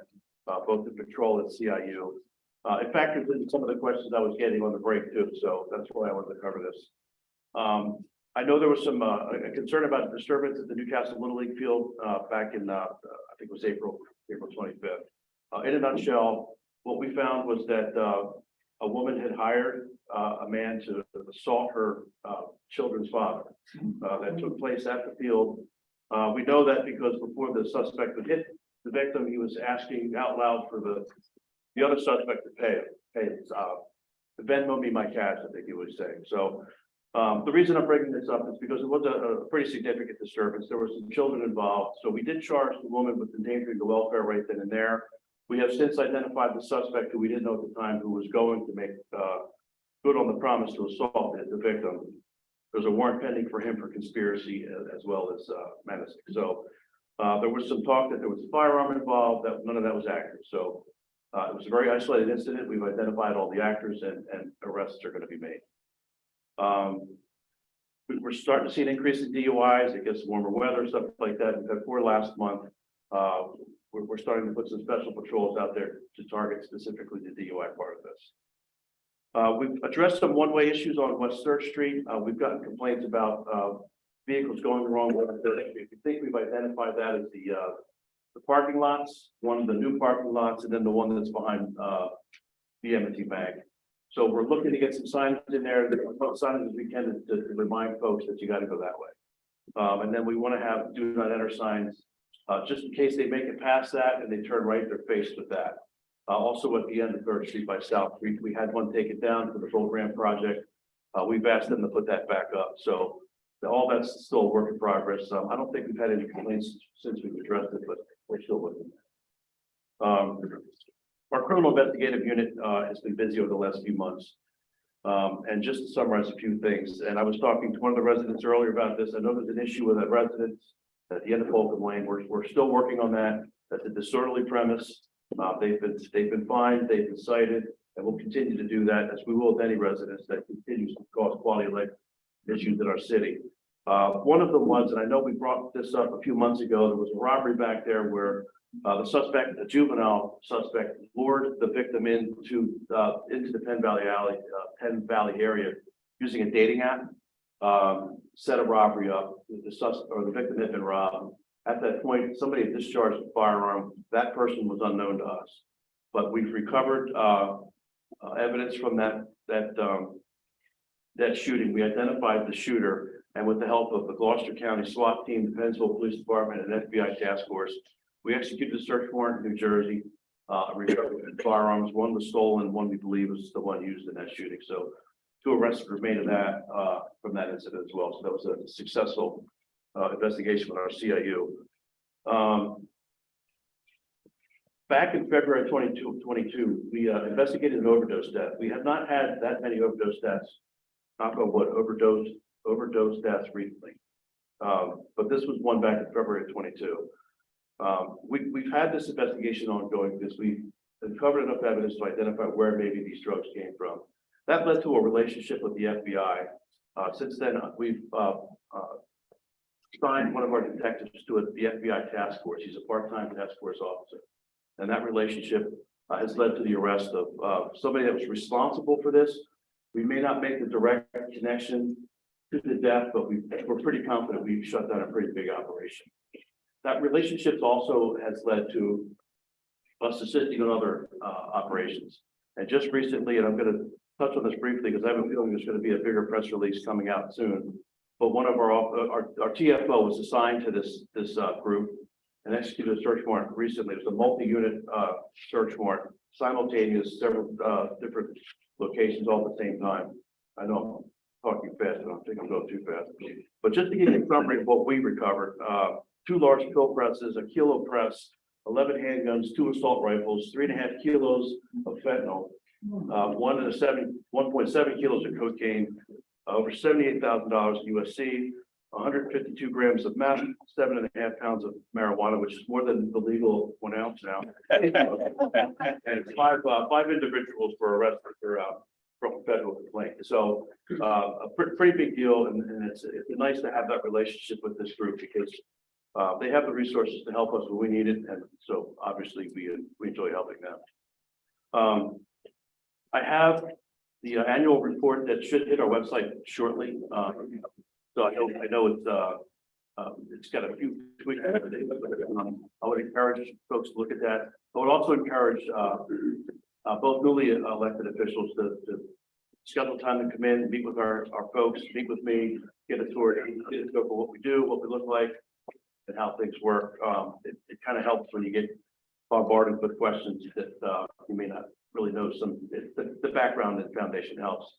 The very last thing I want to talk about, and I don't want to minimize this, but this is a work in progress. We have been awarded a little over $300,000 in money to help us battle a substance abuse and mental health issue in the city. So what we're looking to do is create a co-responder program similar to what the county has. They call it Hero Health. DSP has kind of started something, maybe not co-responder, but in a nutshell, we're looking to use this grant money to hire clinicians to arrive with our officers 4 or 5 hours a shift, 3 or 4 times a week. I'm going to throw an added twist to this because typically there's an either or. There's either a co-responder program or there's a case management. I'd like to try to create some kind of a hybrid. I don't think we have the volume that would require one or the other or both. I think one person can manage this. I think we have the need for it in the city. And I believe, even though our numbers are down, I've talked about this with the CJC, with all the nonprofit organizations that you get involved in this. I think we've done a really good job of getting the word out and sharing Narcan. I think it's getting used. I don't think we're being told about it. I think that's why our numbers have dropped as far as the overdose is concerned. The fact that we're not getting the deaths, I think that's a really good sign. But that doesn't mean we don't have a problem. So this is we're very new in this, and there's a lot of different parts of this. Generated.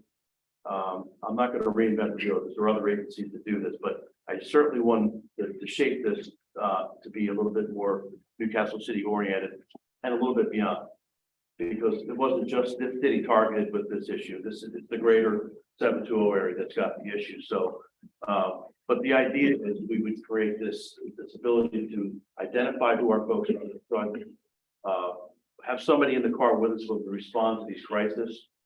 They may do a better job in some certain areas.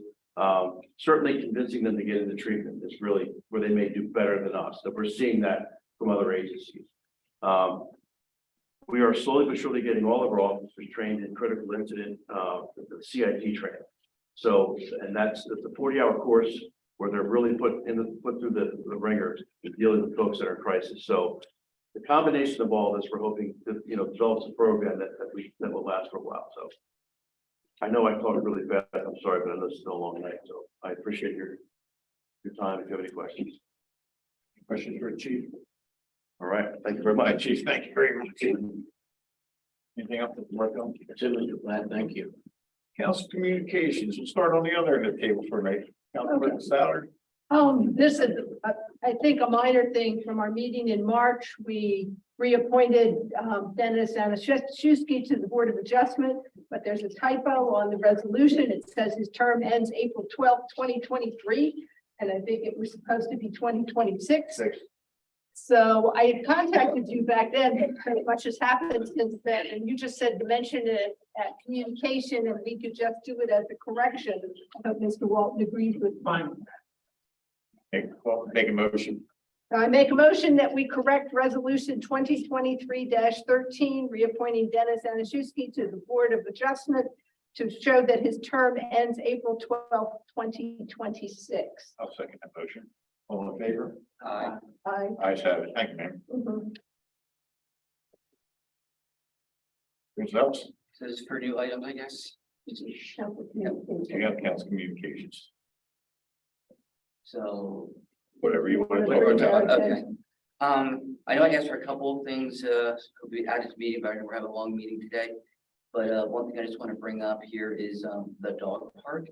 Is there a way that we could get a design of the potential dog park that we're looking to put in place? Yeah, where we are with that is, as I mentioned, obviously, we're in the process of doing our budget. I put $20,000 in the budget for the dog park, and I think the idea is to have that approved before you put any additional design work into it. That, I think that was what the. Have the funds before we do that. Right. Okay. The other thing is, for all the committees, is there a centralized listing of the committees, the people who are part of the committees? Who has appointed them, who is next to appoint them, when people have changed? And, their term dates? their Yeah, time we can frames? use that for you, certainly for everybody, you know. Yeah. And is there a way that we could just get it added to the website? I believe it was, I'll double check, but, in fact, the mayor was asking about me updating that prior to his departure, and, so we will, you know, continue that and then, make sure that it's on the webpage. Excellent. That's all I have to say. Mr. Day? Just a couple things. So I wanted to thank the chief. You know, outside of here, I hear the chief's name a lot in other circles, and it's nice to have a leader. It's nice that he is moving forward with like a mental health crisis for the police department. I think that's certainly a big deal, and I'd also like to thank you for your active shooter training and leadership there. So I have. Sabaka? First of all, just thank you everybody for your patience tonight, wanted to talk about Main Market real quick. I used to say, you know, I was there at the end of it, but it seems like the event was a great success, and Castle later this month, hopefully we get a lot of people to come to town, and also I wanted to applaud the efforts, Chief, on what you guys are trying to do with the crisis that's not just part of our city, but the entire nation. So that's just a great thing to hear. Thank you.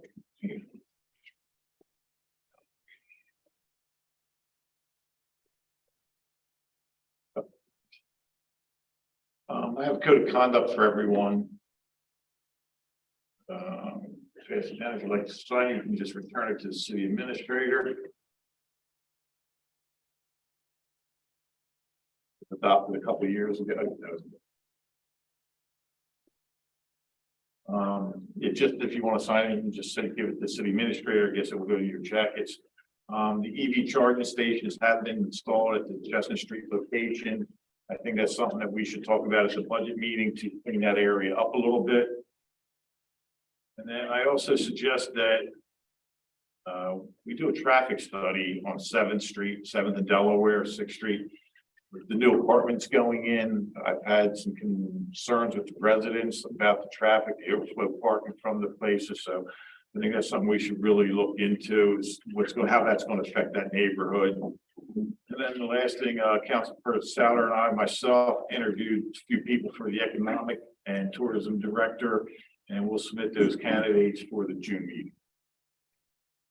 And then two things for you, Mr. Berthel. Is there a status on replacing the council secretary since she resigned so quickly? Yes, Mr. Platt, we've interviewed a number of candidates, and I'm hopeful that we'll have somebody in place, or at least be able to make an offer by next week. Awesome, that's good. I mean, I know it's labor is difficult Right nowadays. Right. And then any updates on separation day? They're going. Yeah, actually, we have things are moving forward. We have a planning meeting for separation day Wednesday or Thursday, where we're bringing in the chief, the fire, folks running separation day for us. So, we're moving forward. Okay, thank you. That's all I have. Go to public comments now, general agenda items and the general public comments. You have 3 minutes. If anybody would like to make a comment. You did time or? Mr. Wohenhouse is not. All right, that's it. First of all, I'd like to thank the chief, have seen the police department at the farmers market, at BJ's, up and down the freeway. And the way they treat people is one of the best. Their approach was one of the best. They used to have an officer who was about that tall, and he would laugh and smile all the time. And he was like, you would never think he was a priest, the way he approached you. So you guys, Newcastle City, who have a good police department. right there. Right, and I'd like to say it was appreciate working with you guys. Went to the planning hearings and stuff. I learned a lot from Newcastle, of the city of Newcastle. But again, remember the Route 9 Cherry Hill part where they are part of the city too. The gate I was talking to you about, I think that a law or resolution needs to be done to let the folks know that that gate is not going to be tampered with. For the project, I still support the project because Delaware is growing. Every part of Delaware is growing. You know, I hope that Kathy Bell would come in and the warehouse would go down and all that become houses. It's really a beachfront thing over in like Lost Delaware and stuff. So Newcastle, I'm proud of what you're doing. Thank you. Thanks, sir. Chair. I'm sorry, I'll let that go, but this is public comment, not to be a review of public hearings. Okay, Right, so, no, it's just, we had a public hearing, that's over. The comments on the development project. okay, thanks, sir. Yeah, Bill Gross, 1301 13th Street. On the agenda is agenda item 4 wiped off the agenda.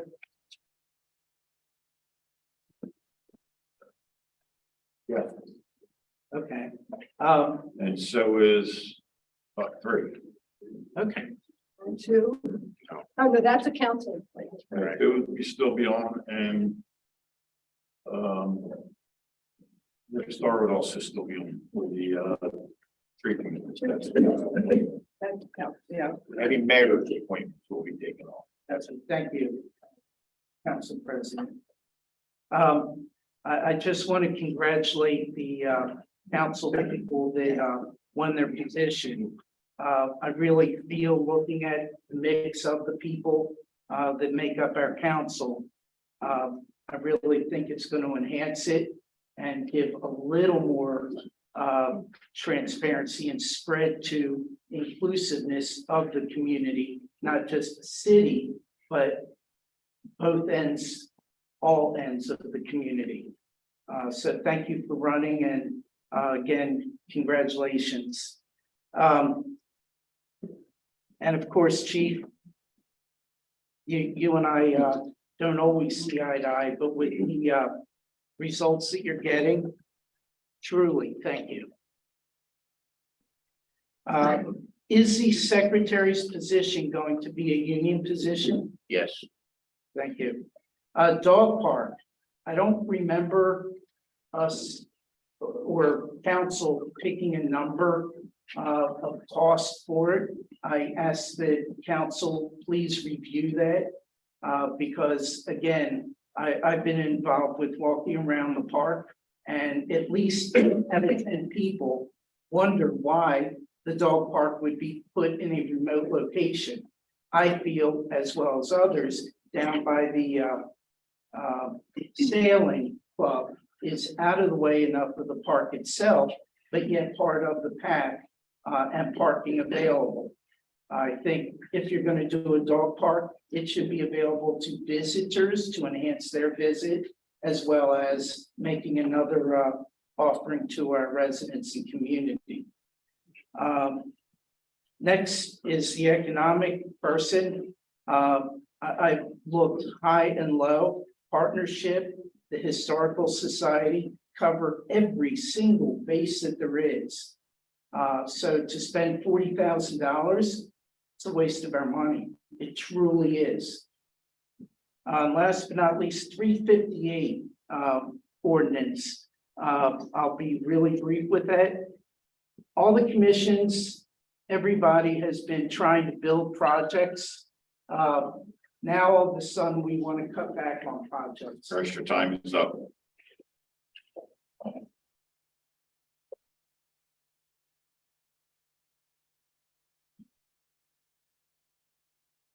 Please identify yourself.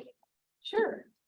Valerie Leary, 201 Harmony Street, City of Newcastle. And I just want to congratulate again, Councilperson Souther Adele Zubaka.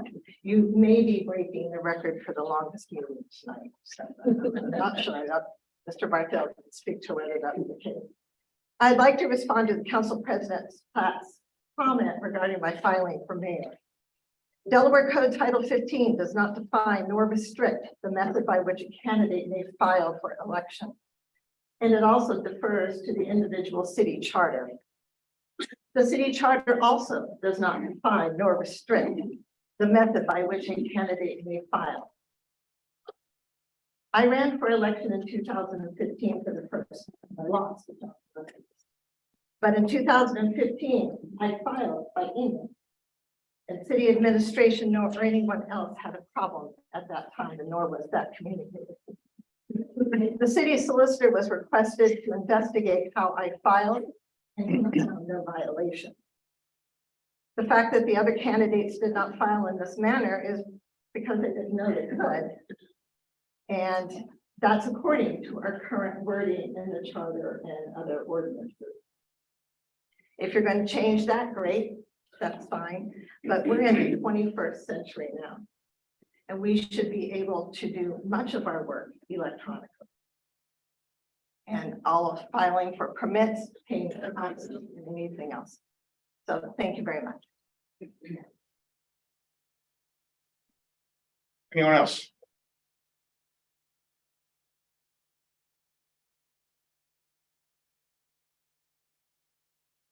Good evening. Good evening, everyone. A few weeks ago, we had our first food truck community public relations event. It is something that the Global Fire Company works strongly about. It's reaching out. It's about getting the outside in, reaching us instead of just seeing the chief or myself. So with that being said, Thursday, our second one will be Thursday, May 18th, from 4 o'clock p.m. to 8 o'clock p.m. for the Global Fire Company. There'll be a couple main food trucks as well as a dessert truck. So thank you. Thank you. Anyone else? All right, moving along to the agenda items. We're gonna have a second reading of ordinance 536 by title only.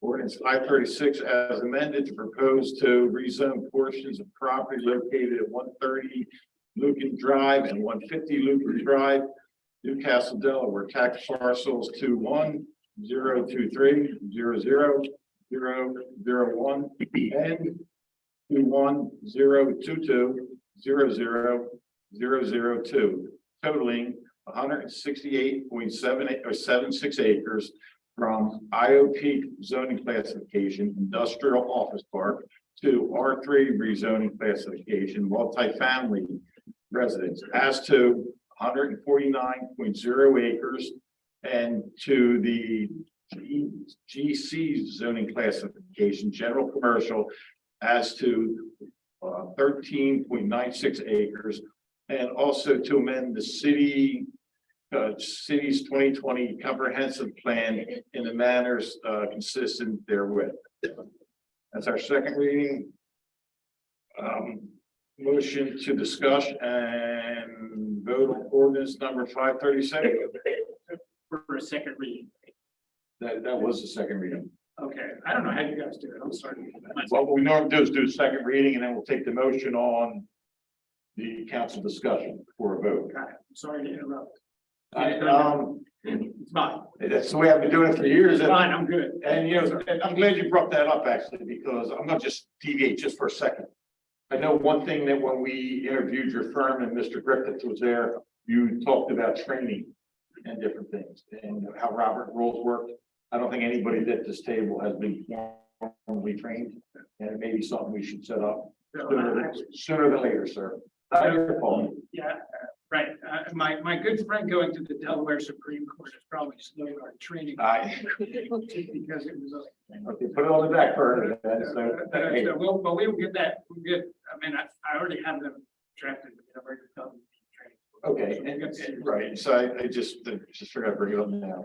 So do I have a motion? So moved. Do I have a second? Second. Okay, council discussion, motion and vote on ordinance 536, ordinance 536 as amended. Propose the rezoning of properties located at 130 Lucas Drive and 150 Lucas Drive, City of Newcastle, tax parcel 21-023-00-001 and 21-022-00002, totaling 168 acres, 0.76. From IOP zoning classification, industrial office park to R3 zoning classification, multifamily residence as to 149.8 acres into the DC zoning classification, general commercial, and as to 13.96 acres, also to be amended the 2020 comprehensive plan in a manner consistent with therewith. Any discussion that we had want to bring forward from the public hearing? Can we add conditions? Sure. So I know the conditions that I listed down here is to add page 23 of the transportation from the presentation. They need to also add a park scenario for kids. Consideration of deer movement. The two items that Chris Rogers referred to. And then also, I think we should put something in place for the Buttonwood Gate to define the emergency scenario. The only question I have with Mr. Rogers is they presented quite a lot of facts, traffic studies that would meet DelDOT standards. I don't know what more we're going to get from another study. We've had two experts speak on this, traffic engineers. That's what they say. And I don't think it's going to be that far out of whack. That's just my opinion. So I think the concern is definitely Cherry and Lucan. But that's outside the city. That's not our problem. I mean, Understood, but we have that no was part of jurisdiction your over that. number one scenario, am I correct? But we have no jurisdiction over that. So even if there was an issue, we can't control it. But if they identify it goes below the D level, that those are positions in place to get it fixed up. It doesn't go below the D level. It's been studied. But you mean in reality, if it goes below the D level? I mean, they just said it didn't go below the D level. Well, it's not projected. to. Right, correct. But I said, so do we want to make something so that if in reality it goes below, if it doesn't? I could go with that. I mean, but just to put it on the plan. And we also have to remember, this is not the, Mr. Wells, you can correct me if you will. This is not the final step. They still have to do a site plan, and if they, this is all the year out. They would still have to do a site plan. This is just letting them move forward with their project. That's correct. You're formally changing the zoning. Just And then they go through the site plan process with Correct. the planning commission. Is that where we would add the amendments? Or- No, we're gonna add them here. We're gonna add any amendments here. Okay. Because it's a condition of the rezoning to take back to the planning commission. Now, once it goes through the planning commission stage, it's gonna come back to you guys, but that's much more of a ministerial. This is discretionary, that's not. Once the site plan comes to you. Okay. Okay, so the amendments will be made. But yeah, Hold on, we can't do the amendments that way. So what we're gonna have to do. Bear with me, it's just the way I do it, I know it'll stand out. First thing that we need to do is have, I think a motion. Motion to approve, and I'm saying not that you're going to approve. And incorporate there in the motion, the planning commission's recommendations, right? So the motion would be something like, I vote to approve ordinance 536, incorporating the planning commission recommendations, okay? Okay, so what we'll do on each one of the proposed amendments, unless there's others, we'll vote on each one as we go. okay. Yeah, because you might agree with condition 2, and you might not. Okay, so I think that's, so if we can have motion that I just outlined to get that started and get more of the motion. A motion to amend the ordinance to include the recommendations from planning. The first motion should be a motion to approve the ordinance. 536, incorporating all conditions stated by the planning commission. Okay. I'll make a motion, we approve ordinance 536 with all the conditions stated by the, planning commission. I'll second that. And All then, in favor? no, hold on, wait, can't go ahead.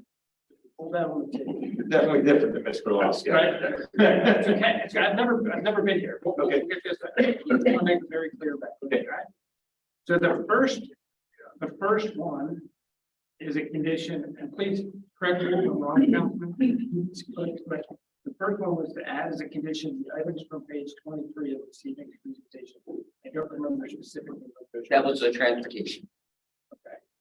So that would be the condition, we would have a motion to add that as a condition. I motion to add page 23 from the presentation dealing with transportation. As a condition. As a condition. Is there a second? I'll second it. All in favor? Aye. Third? Okay. They're Next your- one. I propose, as a condition to add a park for the kids within the open area. Second. I question that only because we don't have any kids that are gonna be living there. I mean, we don't have the demographics breakdown of that yet, so how can we put that condition on the builder if we don't have the breakdown? Just asking. Statistically, there's going to be some kids. I'm not arguing that, but I'm just asking, what number do we say we need to have a playground?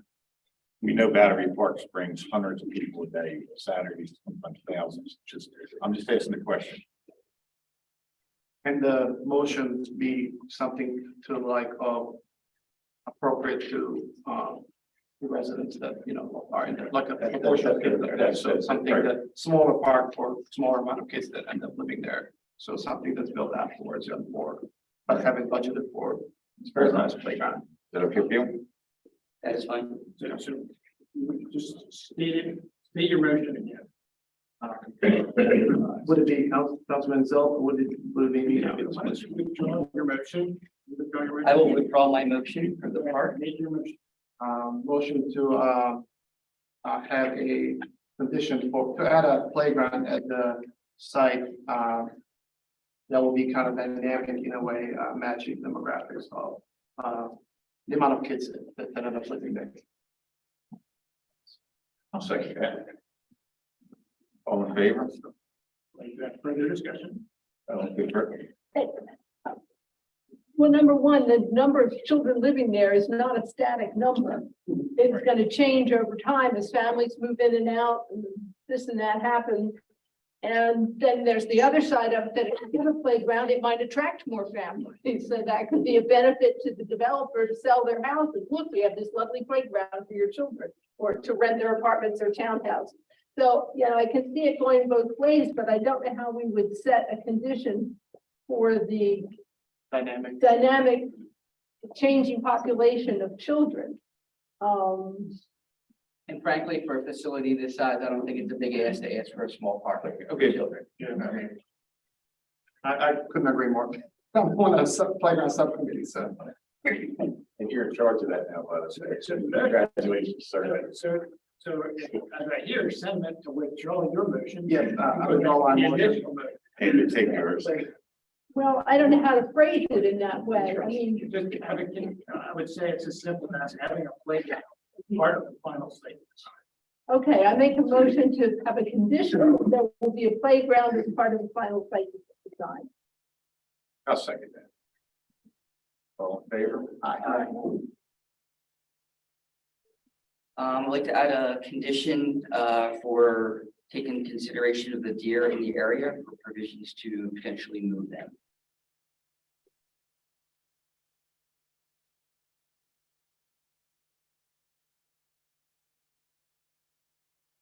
There's a second to that motion. Second.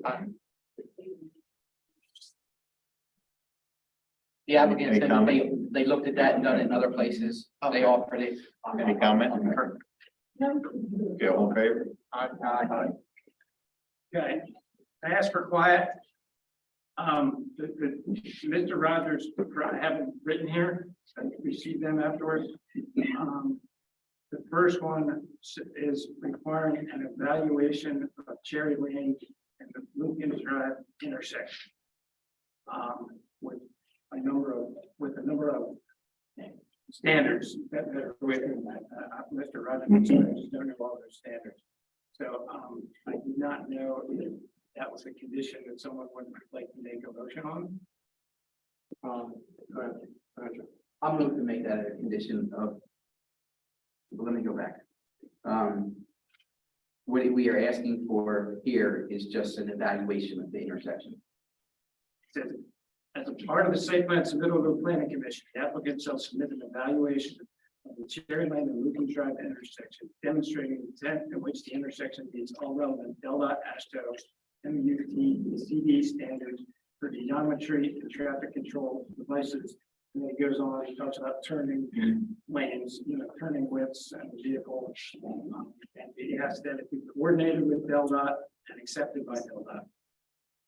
Okay, so we're asking for an evaluation, and then as part of that evaluation, we're asking for corrections in conjunction with DelDOT. If needed. If needed. Am I reading that right? Can Mr. Rogers also says could speak for DelDOT. Correct. So how do we put that? Honestly, how do we put a condition on where DelDOT won't jump into the mix of the argument? So That's one thing you could do. It's your decision, not mine. This is okay. You just say, have them do the evaluation, essentially have them do the evaluation. And then it needs to be dealt with by the planning commission at the time of the. That's what I was thinking. What evaluation? Well, evaluation I'm just trying to get all the facts. in evaluations with accordance with those standards that he mentioned, ASHTO and some acronym that I didn't quite catch. And I don't see how we can write into our conditions requiring DelDOT to do something, because we don't have the authority to require DelDOT to do anything. So hearing the discussion of council, here's what that would be. As part of the site plan submittal to the planning commission, the applicant will submit an evaluation of Cherry Lane and Lucas Drive intersection, demonstrating to the extent to which the intersection meets the relevant DelDOT, ASHTO, MUTCD standards for geometry and traffic control devices. At minimum, the evaluation shall include a turning plate template that shows the following. The vehicle used, the dimensions and annotations of geographic, that's not doing all the explanations. And all turning moves must be provided to scale and in accordance with ASHTO Green Book. So that would be, I call it the first two paragraphs of the recommendation. If you accept that, it'll be the first two paragraphs of the recommendation. The third paragraph talks about the coordination with DelDOT, et cetera. So I think the motion would be a motion to add a condition is on the first two paragraphs of Mr. Rogers' first recommendation. Yeah, I'm actually a little confused, to be very honest with you. Like I said, I don't know what more another study will do. This will be a third study that they've done. And they don't even have to go that far to do it. I understand it's just strictly geometry at this point, no volume. It is. The traffic study that they already performed is about volume and Okay. delays, and this is actually about geometry of the intersection. And after being out there at the intersection, it is kind of a wonky intersection, is what I'll say. So the way that it's set up, I can see why you would have some concerns about the intersection and putting another 4,000 trips a day through the intersection. And I guess my question is, okay, so now this comes back, how does it go forward? Because we have no jurisdiction over that, so now in my opinion, I think we'd be putting a unjust burden on the developer. Because here we are saying you have to correct this and it's not in that jurisdiction. I don't even know if that will hold up in court. Aren't we just asking for an evaluation? As it's written, they're just asking for an evaluation. And it's not another study, it's looking at the Would that be intersection binding? with from a different set of standards, is that right? Geometry on a single intersection. Would that be binding? Since it's not in their jurisdiction. No, but if there's a problem, I'm sure that, in other words, the idea would be that the Supreme Court, if there's a problem, then everybody needs to know that. Right. Okay. I'm not advocating one way or the other for it, but we're not asking you anything other than evaluate it. Okay. I can look at that. Did you make the motion? I don't know if I completed it, but I will. First two paragraphs. Yep, I'll make a motion that we, add a condition based on the first two paragraphs of AECom's recommendation. And that the applicant get a evaluation of the intersection and present it. As stated in there. As stated therein. Thank you. On favor? Aye. Ayes have it. The second one, as proposed by Mr. President, I'll read because it is short. As part of the site plan submitted to the planning commission, the applicant shall enter an agreement with the city regarding the timing of the dedication and exception of that portion of Lucas Drive located within the city to the city. The agreement shall also stipulate that the portion of Lucas Drive located outside the city between the railroad tracks and Cherry Lane be dedicated to DelDOT prior to or concurrently with portion of Lucas Drive located in the city being dedicated and accepted to the city. There's a portion of Lucas Drive that's within the city to be dedicated. There's a portion of Lucas Drive that connects to, I'm sorry, Bill, help me with the other. Cherry Lane. Connects to Cherry Lane. That's outside your jurisdiction. Ultimately, so that's, and the request was that you require the dedication of not only the city portion, but also the portion that connects to Cherry Lane, which is outside the city. Can we talk? Absolutely. I think hearing what you said earlier about if this lane doesn't become, owned by the city in the end, the zoning would reverse. I don't think that would be fair for the developer because it's not something that the city council here, what a developer can do, in my opinion, I'm not sure. So I'm okay with this motion, to be modified just for the first part of the portion that is in the city. Part to be gradually, given to city of Newcastle, but not the part that I think we can try to make that commitment eventually. It does not make sense that, that road would be privately owned and stuff, but that's something that I don't think the zoning should be reverted if we approve this. I just doesn't seem. It's not checked. We have no control over that. Right. That's Neither does the developer. Neither does the developer, right? So I think that one just should be, we should strike that. Is there a merit? Sorry, sorry guys, everybody in the room, thank you for staying. Is there a merit to address the first part of that about the part where we are, taking over that land, or is that just something that's going to happen anyways? We already have that. We own that land. We own that section of the street. No, I think what they said, offered to us, but we haven't accepted yet. I believe that's what Well, was said. then sounds like for a future meeting, we need a resolution to accept that part of the street. But that's not something that the developer has control over, that's us. Right. So I we don't- don't have to go through I this don't right know now. that we have to put that as a condition for them because it's not something they do, it's something we have to do. Is that right? Correct. Oh, sorry, once again, I think that Mr. Rogers' intent there was to make sure that this becomes a city-owned lane, at least this part, because so that residents living there being part of Newcastle, we don't have to then go back to the developer and asking, hey, we would like for this transition to happen. I know that they're offering that already, but I think that was just to make it form up. Am I correct, Right. Mr. Rogers? Was that the intent behind that? Just to make sure that at least the part of the lane that's in the Newcastle eventually is owned by? Yes, there's still work that would need to be done in order for it to be acceptable to the city. It looks like it's in pretty good shape, but it certainly needs a top coat. Developer knows that. It's common practice not to have the road finished until the development that's served by the road is mostly built out. But there would still be other evaluations to make sure that it's been since the 1990s that this dedication first occurred. So there might be some other, minor evaluations to demonstrate that it's worthy to be accepted by the city, besides just the visual observation of what's been constructed. I'm confused because that section of Lincoln Drive is already owned by the city, correct? I don't understand the language on the record plat. It says this area is dedicated for public use. And it will be accepted by the city when the city accepts it, or something to that language.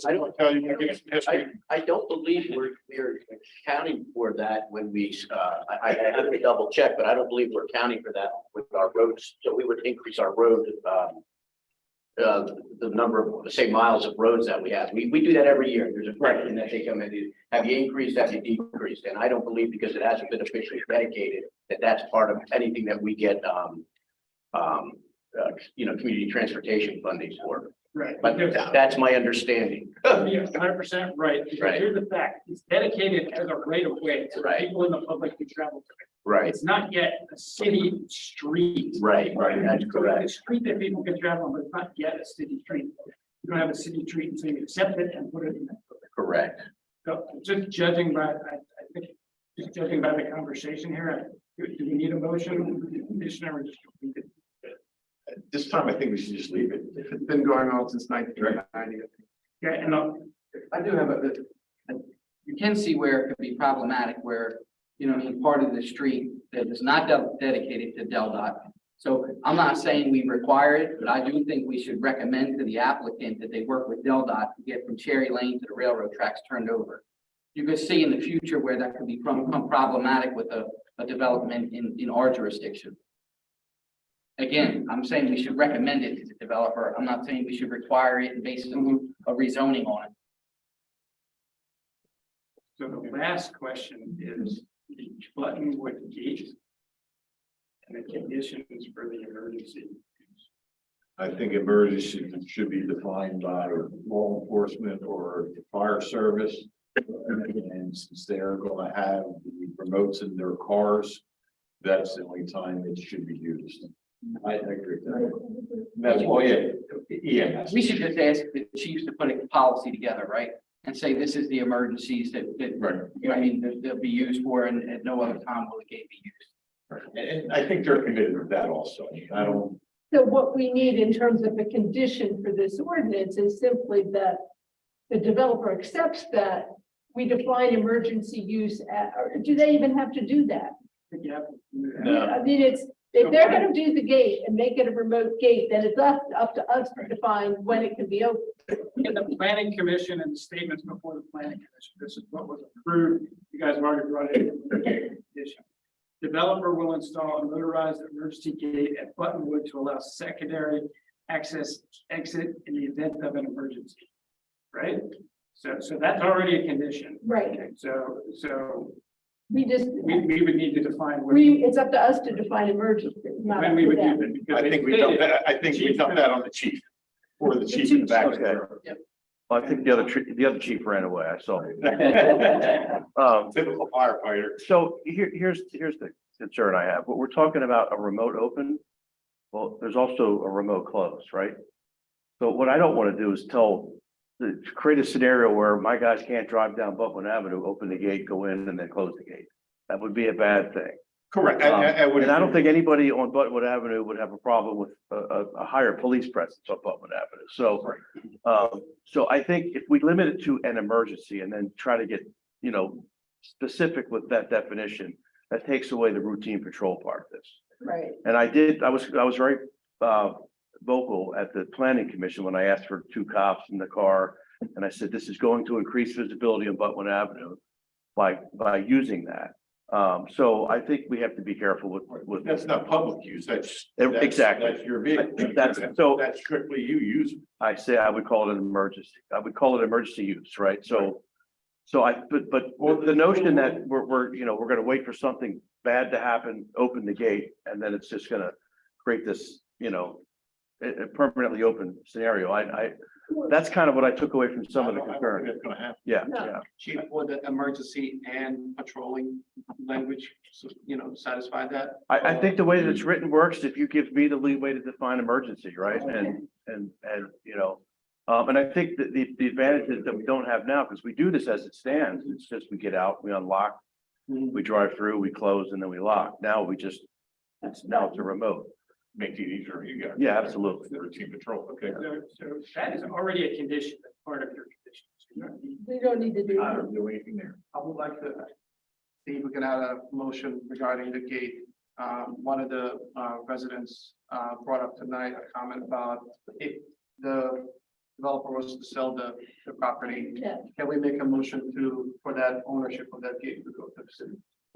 So that it ensures that the new developer does not have the right of That right, doesn't May, change. may I, may I modify that? Because I don't know that they can compel that. That's already on it. That gate. Yeah. So with respect to the gate, Yeah, it's at the. It is. Prior to submission of the site plan, Yeah, we put it in. the developer, you know, and the city negotiate in good faith for a plan for future ownership, because we can't demand that. Okay. Well, we actually own it. Like, built it. I mean, We already own it. we own it. Put it in, right? We put it in. So, I mean. So, So then, if that's indeed the case. Right. so they own the property, the gate's still out. Just a viewpoint. Okay. Okay. Anything else? So- But they're gonna pay for the new gate that's upgraded and Correct. really bells and whistles, right? Right. So, Camera, So- right. so what we have a motion that incorporates the planning commission. We have conditions, page 23, playground as discussed, here as discussed, one of Mr. Rogers' conditions. That's all gonna be part of your motion. When you vote, you're gonna be voting on all of that as your conditions. Unless there's another, I'm gonna finish the condition. I just have two more that I had. I'm doing right now. Yeah, so this was something that I am passionate about, and one of the big concerns was environmental impact on this area, so and I've heard a lot of residents bring that tonight and in communications as I was receiving prior to this meeting, so I would like a motion to conduct an environmental study that would be paid for by a developer, and the farm would be chosen by the city. And then that's the motion for that. That one's gonna be very tough. I'm just telling you, it's gonna be very, very tough, because you have to define what type of environmental study that's it. Right, if there's a limited, so for example, I used to drill, I used to do this work, right? So you get an environmental study that does water quality, soil quality, wetlands quality, air, like, that could be, it's wide open. What is the specific concern? And it's a non-code based kind of requirement, right? And the question is, what's the evil we're trying to do? My main, my main concern is air quality. So that would be my. Which is really a DNRAC issue, a city issue. You can make whatever condition you want. It's DNRAC air quality. They have to everybody's got to satisfy the air quality requirements of DNRAC. So the question is, what kind of study? So are you saying that this development cannot be built until that is satisfied anyways? Is that? No, so I don't know the development. For example, if I want to fresh concrete, I gotta get an air permit from DNRAC. They monitor the air quality, right? And let's say it came back that the air quality was not as good as we would like it. That doesn't ultimately fall in the city's purview to fix it or require fixing it. That's a DNRAC issue. So that's really DNRAC, not the city's purview. You see, I understand. So it's not something that we can Does make a motion. DNREC routinely monitor air quality in Sure. the various locations? They do. I don't know where they are around here, but if you go, I'll tell you one where there is. If you go, going over to Delaware City over by the DMV, you go back on 72, and you look to your right, there's one there. There's the air quality. I mean, for example, because of the history of release, the release of Bicrota in, what was it, November of 2018, I would guess that perhaps DNREC's paying more attention to that area than they used to. I can't speak for DNRAC, but that's I guess my point is that's DNRAC's job, probably not our job. It's all they do. My last motion is something I already spoke to in initial public hearing is about, thank you for clarifying that, sorry, I withdraw my motion about environmental study. It's just, and this can be added to the transportation agreement if bidding, but it was just a commitment, there's a motion for developers commitment to try new connections to Route 9 and other surrounding bikeable communities.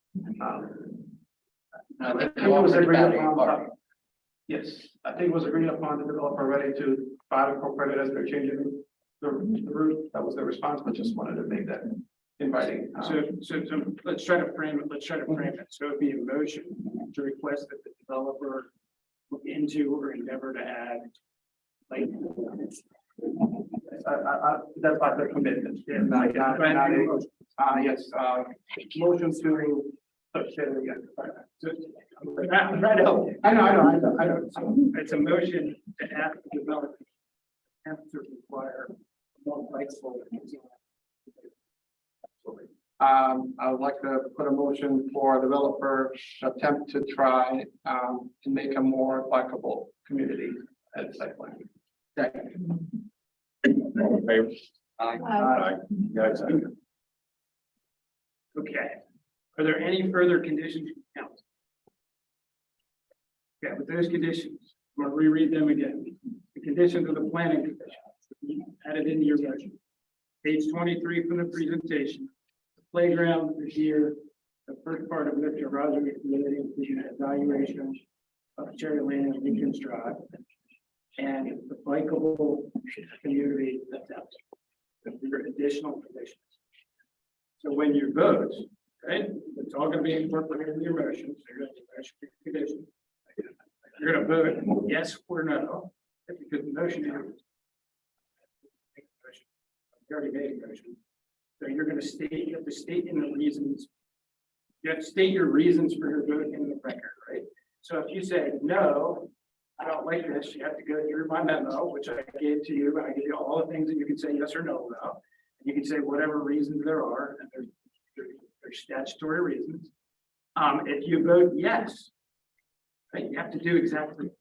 So, and you can't just pick yes or no for one reason. You need two or three. If I think your reason is inadequate, I will start asking you questions. Just to make sure we have a sufficient record. Makes sense? So this would be a roll call vote. If you involve motion to approve with the planning commission to add these conditions. I'm actually confused, I mean, it's getting late, so I'm not gonna argue, but this is the first time this council's ever, 6 years that I've been introduced to it. And I don't ever recall having to defend or defend your vote. I mean, I'm not saying you shouldn't, I'm just asking, I want clarification for the public. Yeah, sure. So I'd be happy to explain it to the public, because most things you do are legislative acts, right? You act yes or no on an ordinance. And I use the phrase I used from the Delaware Supreme Court. Zoning is a legislative act that's usually presumed to be valid unless clearly shown to be arbitrary and capricious, right? And ultimately, you have to create a record for a reviewing court to know if your actions are arbitrary and capricious. It's a case called 8 miles. And it's ultimately requires you to state the statutorily mandated fact, whether or not you meet those. So the reason that you usually can vote yes or no, that's usually legislative, but this has a little bit of an overlay. So if, for example, Joe states reasons and you're like, Joe got it right, I agree with those reasons, you can also just say, I vote for the reasons you just stated, and you can do it that way, but otherwise you have to stay within the statute. The statutory language is on page 2 of my memo that I have for you. That's precisely why I go to the memo. I know this is odd, but this is the way it needs to be. Okay, that's fair enough. I just want to double check. We have a roll call vote, please. Council President Black, I'm going to vote yes for this. I feel that it is a good project for the city. I think we do need more housing in the city, as people Butwood said.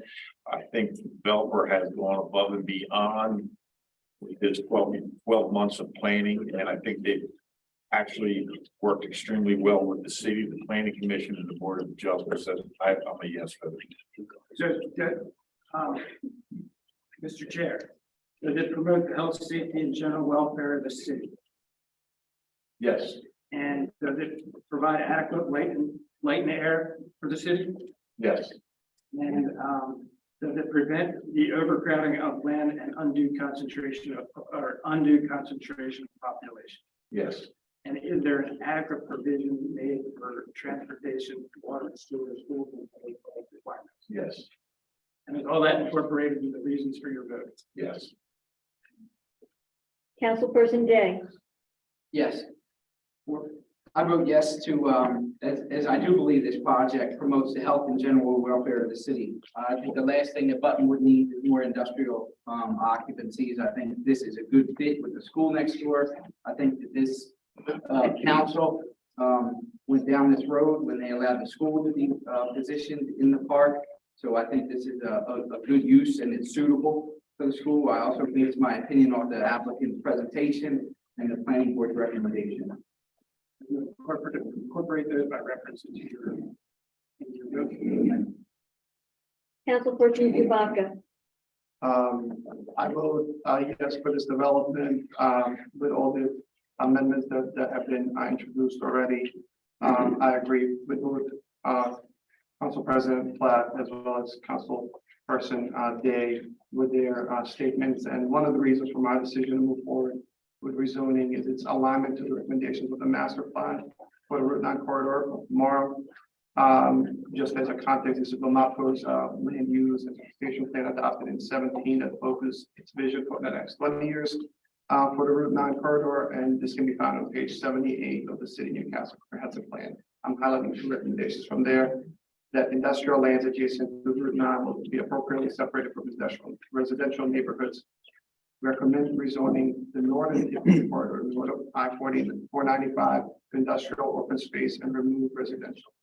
Now, beginning around Rogers Road and moving south, which is where this land falls, it is recommended to prohibit industrial and transition existing industry to a mix of commercial and residential.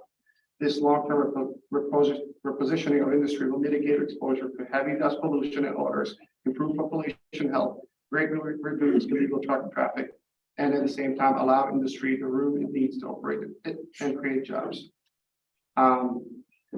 Second recommendation is zoning adjustments allowing for mixed use development with national commercial and office, which this development certainly will encourage healthy suburban centers along the corridor to grow and thrive. New development will be concentrated in these centers instead of dropping piecemeal as it has along the corridor. This concentration of mixed use and income development will magnify economic impact, facilitate easy bus, walking, bicycling access, and create great shared community and regional spaces. In addition, the proposed development encourages the most appropriate use of land throughout the municipality, one of the concentrations of the state's Delaware's municipal zoning regulations. And it does promote the health and welfare by adding many trails, streets, plants, development, in addition to the gym and the pool. Those are. Councilperson Zell, I do approve. I concur with Platt Day, Chewbacca, and their statements. You incorporate them by reference into your reason for your vote? Yes. I think it's great that we're having residential area instead of the industry. I think it's better off that less impact into the area. Definitely, I think it's better to have the residential there. We definitely need more housing, apartments, all that kind of stuff. People are coming to. Councilperson Souter, I also vote yes. I've listened carefully to several of the developers' presentations. They've answered many questions that have been made. I listened also to the members of the public who spoke tonight.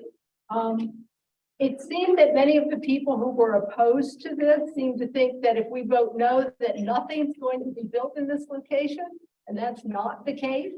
If we don't pass this zoning change, then warehouses are probably going to be built there.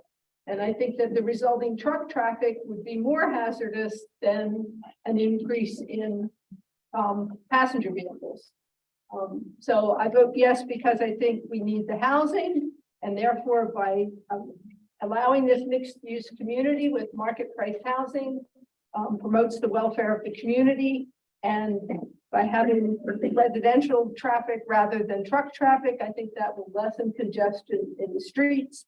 And given the character of the area, its offices and the school, I think it's compatible use that's preferable to warehousing.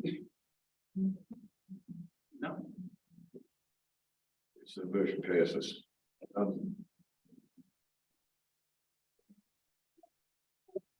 I'm going to table the first reading of ordinance 538, just due to the fact that we've had a long night. Motion to read resolution 2023-15. A resolution to artwork will serve to the Tree Advisory Commission to fill unexpired term of Rick Starr. Whereas the Newcastle City Council passed ordinance 500 to amend and restate chapter 74 relating to the tree committee and chapter 210 of the code of the city of Newcastle relating to tree trees creating a tree advisory commission. And whereas 32-741 of the code, the tree advisory commission shall consist of 5 members, each serving a 3-year term. 2 members should be appointed by the mayor of Newcastle and confirmed by the city council. 3 members shall be appointed by city council. And whereas members shall be selected on basis of education, experience, or demonstrated interest in related fields. Members need not be city residents. And whereas there is currently 1 vacant position on the city advisory committee. Now, therefore, be resolved, the city council hereby approves the appointment of the following person to fulfill the unexpired term of Rick Starr on the Tree Advisory Commission with the term ending December 11, 2024. Art Walker, December 11, 2024, council appointment. Mr. Walker, are you here tonight? All in favor? Aye. Ayes have it. Motion to adjourn. Second. All in favor? Aye. Aye. Meeting is adjourned. Yeah, this is-